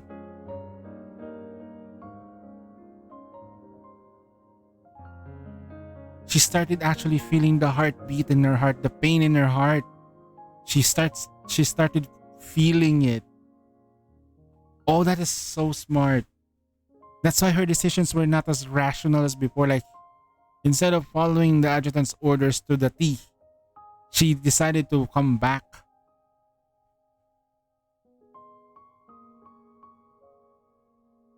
The closeness between us. Although, even if even if she was in pain, she probably would still come back anyway, but not as emotional as that. She doesn't even cry as much. There's definitely a shift in her voice acting too. Like, they have me feel more emotion. Mauser, worn out, drifted off to sleep. Sure, I tucked the blanket around her, then got changed and slipped quietly outside. Yep, we just finished, right? Good job, Adjutant. Good job. You just finished the deed. Now it's Bubo's turn. The hallway was still. This was right after, right? We were biting someone. The lights at the medical bay were off. Bubu's exam must have been finished. Okay, not the night. I thought I'd heard something. Bubu? No reply, but when I listened closer, yes, there it was, the faint rise and fall of someone's breathing. Yeah? Only then came the answer, from the same direction of the breathing. Why did you turn on the lights? I made my way to the medical bay, feeling along the way Bubu was crouched against it, her eyes catching the faint light of as she looked at me. The exam's done. I'm fine. Wanna head back and rest? Could you stay with me a bit? I moved over and crouched beside her. What's wrong? Something wrong with the test? No. She hugged her knees tight as if trying to make herself small enough to disappear. I overheard you and Maushir by accident. I didn't mean to. I just finished and wanted to tell you I was okay. And then, And then... even in the darkness, your flesh flushed red. what am I even saying? She saw everything. She saw everything. And you did not third wheel. Okay. She seemed to come to a decision. She wants in on it. And eyes shut, kissed me full on the lips. It was at this moment we knew they're gonna do it. I told you guys. I told you the writing here is at the end of each chapter with the two new operatives that's coming out. The adjutant would absolutely bang the shit out of them. No exceptions. That's how the writers roll.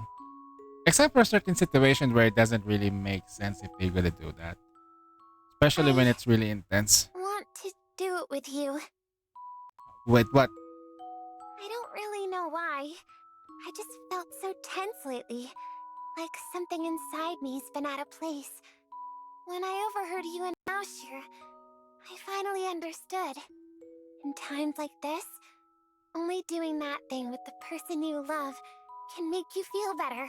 What I thing? didn't get it before. I used to think closeness like that was something private. Something meant only for the person you'd spend your life with. But now I understand why it's called what it is. Because nothing expresses love more clearly than making it. That's why it's called making love, baby. That's why it's called making love. It is what it is. Her lips caught mine again. Maybe for her, life had been entered a new phase. One that one that was about me, but also about herself. In this kind of closeness with a man she loved felt like a perfect beginning to a new chapter. I drew her into my arms, turning so her back met the wall. She didn't pull away. That kiss was desperate and tender all at once. I laid her down on the treatment bed. She looked up to me, eyes waiting with devotion and longing, but her hand was already reaching for my body. Adjutant? Oh God. Oh, oh God. Here we go, baby. Oh no. Uh, okay.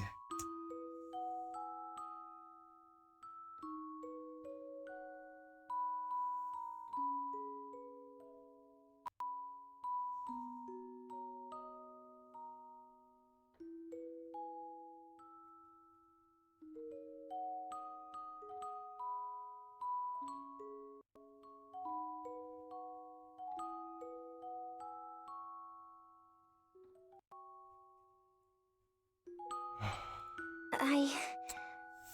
I'm ready. Oh, wait, you haven't done it with her?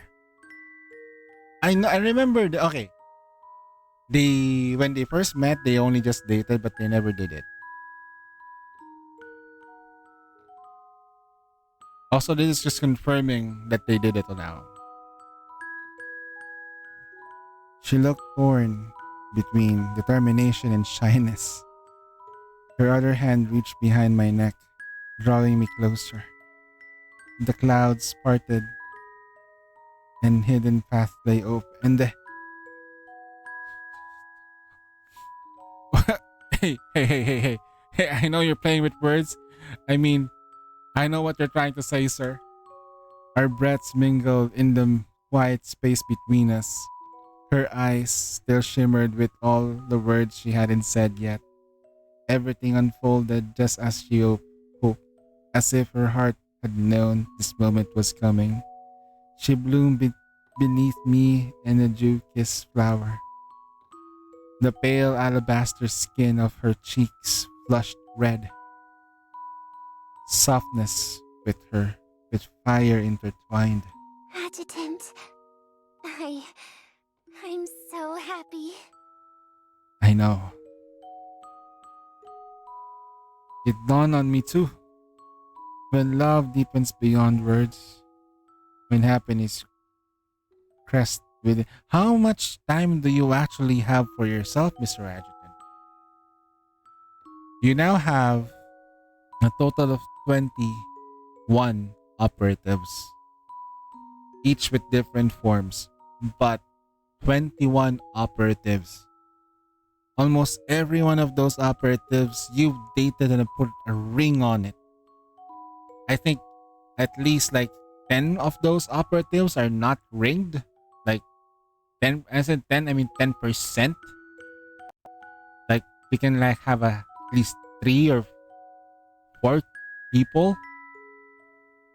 But this is something. When happiness crests within the soul, the body yearns to bridge the gap.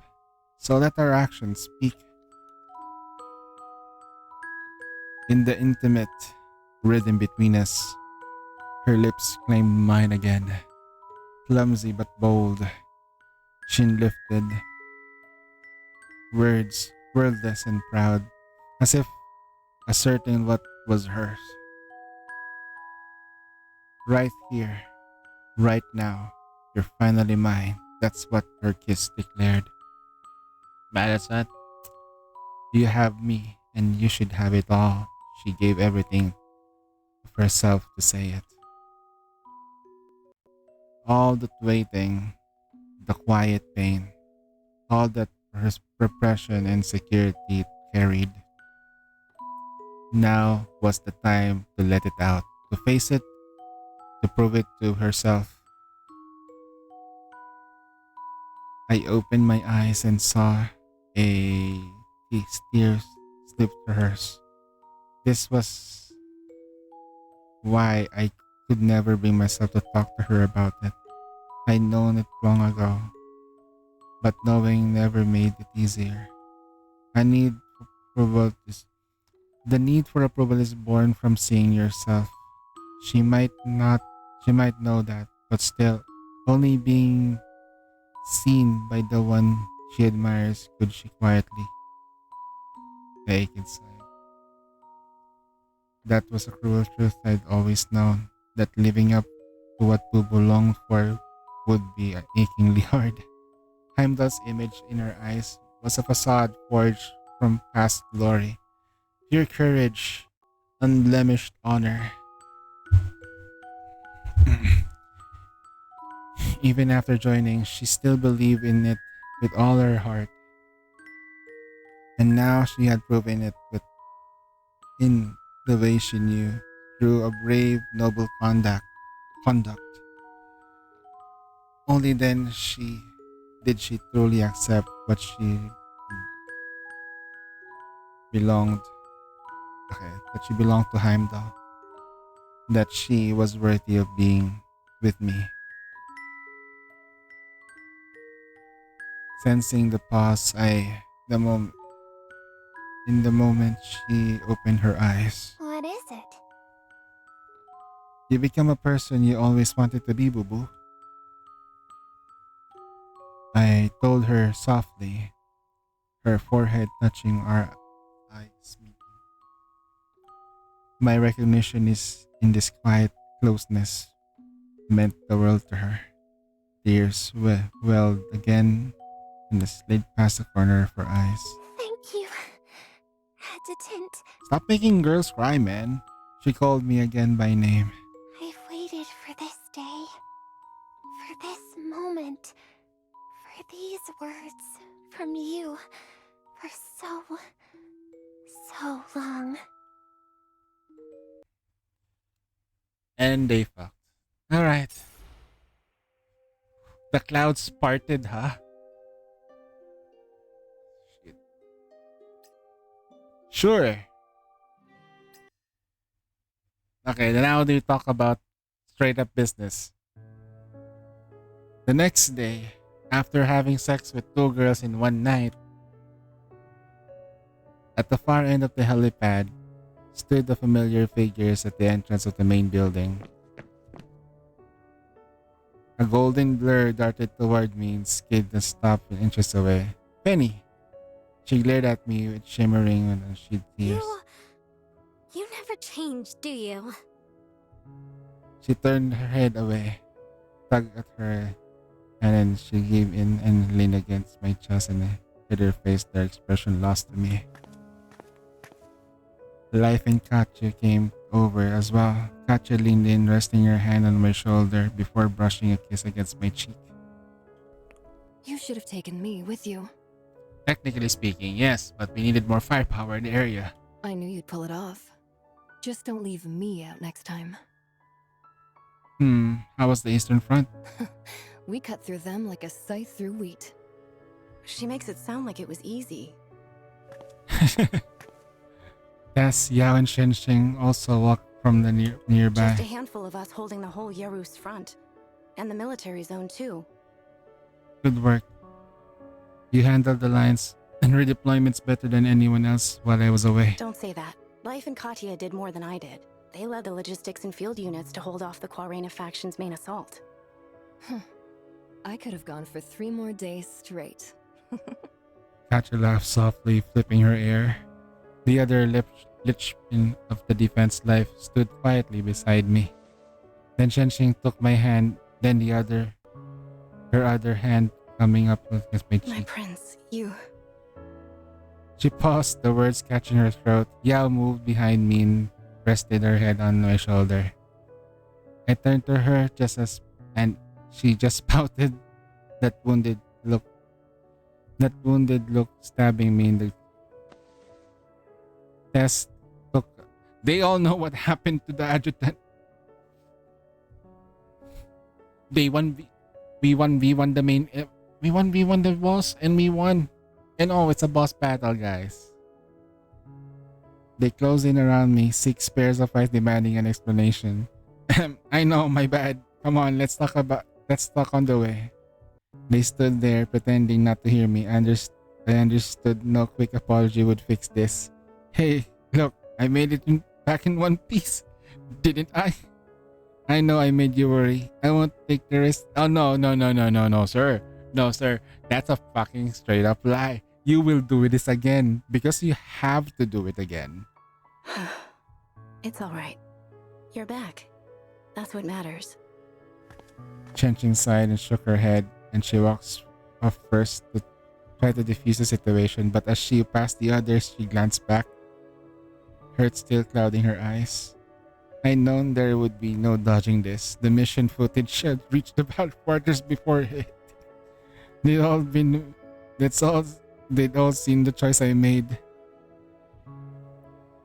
But deep down, I knew I wasn't reckless. It wasn't reckless bravado.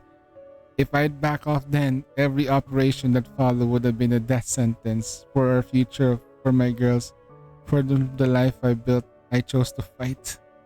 They weren't questioning my size. They're just venting their frustration and hurt.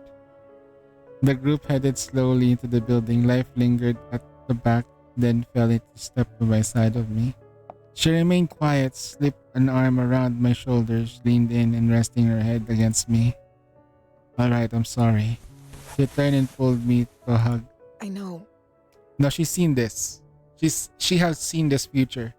Life has already seen what's happened. It's just... She didn't go on.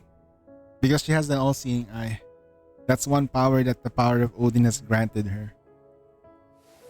The power to see the future in all the parallel universe instances. This is the instance where she is happy.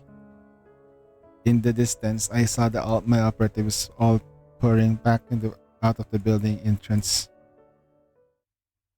Finally, home sweet home. Tao's office. Come on, it's over. No need to look so grim. Tao exhaled and gave me a weary look. So what? How many times did I say it? Safety came first on this mission.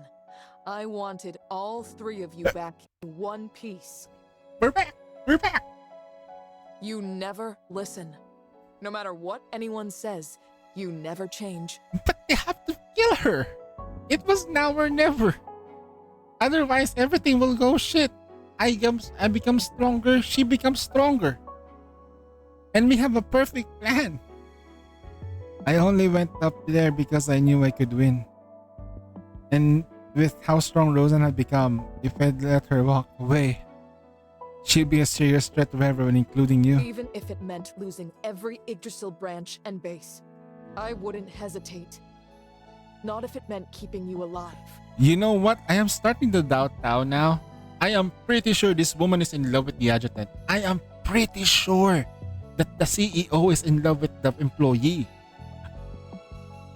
You more than anyone know the burden you carry. Just some holes still in one. Yeah! Just some hole in the shoulders, some in the chest. So we're fine. Coughing up Kool-Aid. Civilizations don't evolve without struggling and bloodshed. Life never did either. Tao looked away, shook her head. Boo Boo and Maoshir are holding up well. The pressure seems to have pushed Boo Boo's theotropic nerves even further, boosted her strength. Maoshir can feel pain now, but the death knell's gone. Building it drained all of our adaptive Titagen isotopes. No telling when we'll have enough to make another. And you. If your combat suit hadn't taken the brunt of the blast, you might have... I wouldn't have won either way, suit or no suit. There are always variables in a fight. But when 2 people were so evenly matched face each other in a duel to the death, it all comes down to willpower and resolve. I think when Roseanne became Sisyphus, that was a mistake. And then when Sisyphus disappeared, when Roseanne came back, the body was already not as functionally strong as it was before.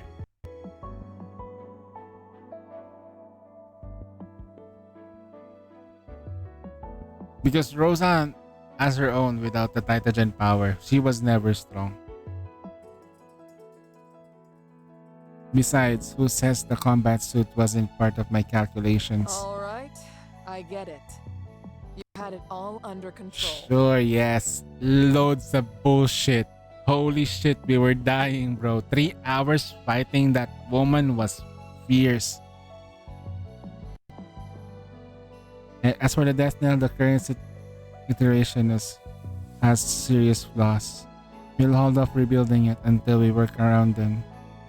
It made me think of Mauser. She cherished the death and understood why. I have to find a way to make it up for her. One more thing. I'm not asking you to act on it right now. Just keep it in mind. Tao opened the terminal and brought back the report. Sophie's still alive. Whoa! According to the sensor logs Mao Shear recovered, during their fight, Sophie's physical performance and manifestation output exceeded anything we've ever recorded among Heimdall manifestations. She told me she learned something from Ada, a secret about manifestation. A way to push their strength even further. Our field agents didn't find her body at the sanatorium. Maybe she was vaporized in the blast. Or maybe Eda got her out. And with Eda involved, reliable intel will be hard to come by. Isn't the information that she could give us after we let her go? Let me know as soon as anything comes You up. just got back, and you're already thinking about going out again? You plan to tell your operatives? Fine. I'll keep you posted. Yeah? Sorry, I made you worry too. Tao held my gaze for a long moment, then a faint smile touched her lips. Ripples across the water. A woman stood abroad the skiff. It glided slowly into the waterborne tower. She hummed softly, the boat swaying. Oh shit! It's Sophie. The flood rose, drowning the town it once cradled. The lost lamb turned away from the arms of a new god. Rolling boulders ground the hero's remains. The end, oh the end. The end has come. Shh.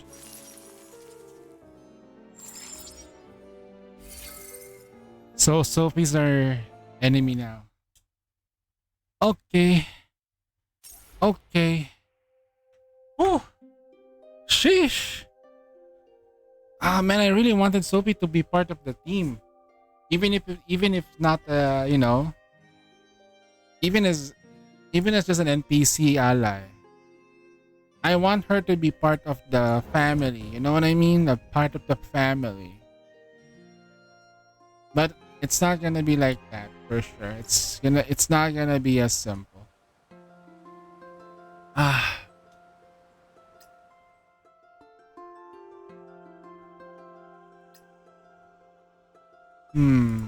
We need. She can be fixed. The problem is that she has like the main villain of the story is the little girl. It's the AI. It's the AI, guys. The main villain of the story is an AI little lolly girl who's 300 years old, I think, or more. It's an AI. Tao, the lady earlier, the CEO, is 100 years old. She's old. She's really, really old. But she's still hot though. Remember, it doesn't matter how old she is. Numbers is just a number. But if you look like that, you're in my crosshair. And that ain't gonna stop me. Whew. I can smell gingerbread.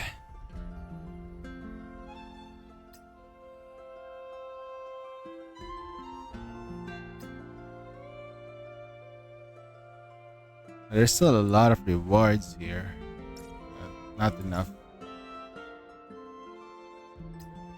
Is there anything that I can do to get more gems? What's the reward here?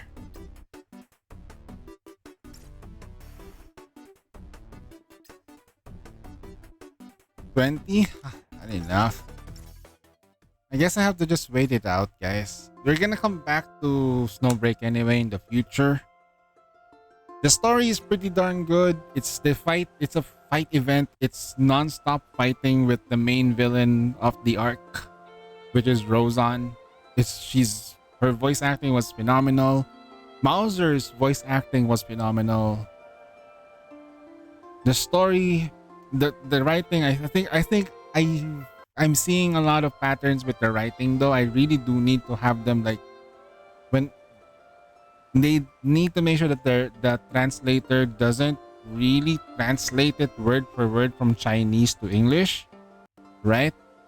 They need to like mix it up when they're when they're using same words to like explain a certain thing doesn't help. Simplifying the words would help you out until you need to emphasize a certain phrase or saying that needs to be done. I think that would help because like everything has a heartbeat. Is like, okay, how about make me like some synonyms that you can use for that? Like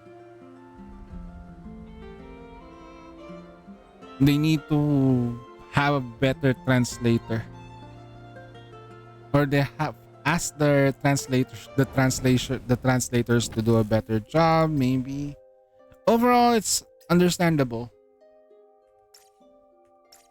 It's not as, how did I say this? The difference between this and Nikke's is that Nikke's storytelling is action based. Everything that the commander does in the main story or whatever the Nikke's do, all are action. There's no explanation. There's not much exposition. It's just pure action. If they want to explain what they're feeling, they would write it, but it's gonna be really short. Everything is there. It is show, not tell. Here, I think they were trying to like elaborate more about certain things because by the end of the day, once they start telling about the sex part, it makes more sense. It makes it more hot, right? They're like telling a light novel. And I guess that is okay. I just wish it didn't took like 6 hours. This is 6 hours, man. And we took like 20-minute breaks on.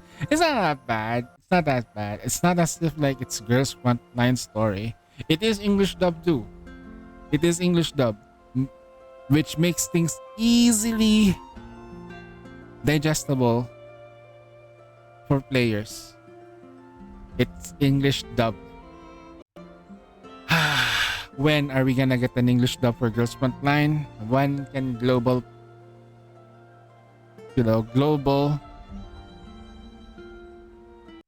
just to push the boundaries now? Like anyway, they chose it to do that, and I think I understand why. I think I understand why, but I'm just saying here, like, stories are part of the content for the game. Okay, maybe they can have the JP when fighting so that they can hear the moaning like that, and then once they're actually yapping and talking English, because 8 hours of non-English, good fucking grief! When you just wanna like stand up, put your forgot the term, you put your earpods on and just walk away for a bit, grab some coffee while you're listening to the audio. Yeah, that's the idea there, right? You wanna be able to like do other shit. Man. That's why the moment Snowbreak did this, is just for them to like continue and listen to the audience. Very good. Very good. This game deserves to stay as long as it could. And I hope they find a way to make the story as long as possible. But at the same time, though, do not compromise to a proper ending for the adjutant. Or maybe they can create a part 2. Who knows? Who knows? Honkai Impactor did it. I do not know. I don't know anyway. This game has been out for like almost 3 years now. 3 years, right? 3 years. Pretty darn good if I do say so myself. Hey, we got some gems. Not bad. Gems. Yes, sir. We got gems. It's gonna come soon. Trust me, chat. It's gonna come. Any minute now, it will come. Come on. Which drops? When? Which drops when? Okay. Okay, so I'm a bit bold telling this, but I really thought I could stay longer than I thought. I am a bit sleepy. Ain't gonna lie. Maybe I should get some rest and literally focus on story, because a while ago I got absolutely distracted by Nikke's minigame. I spent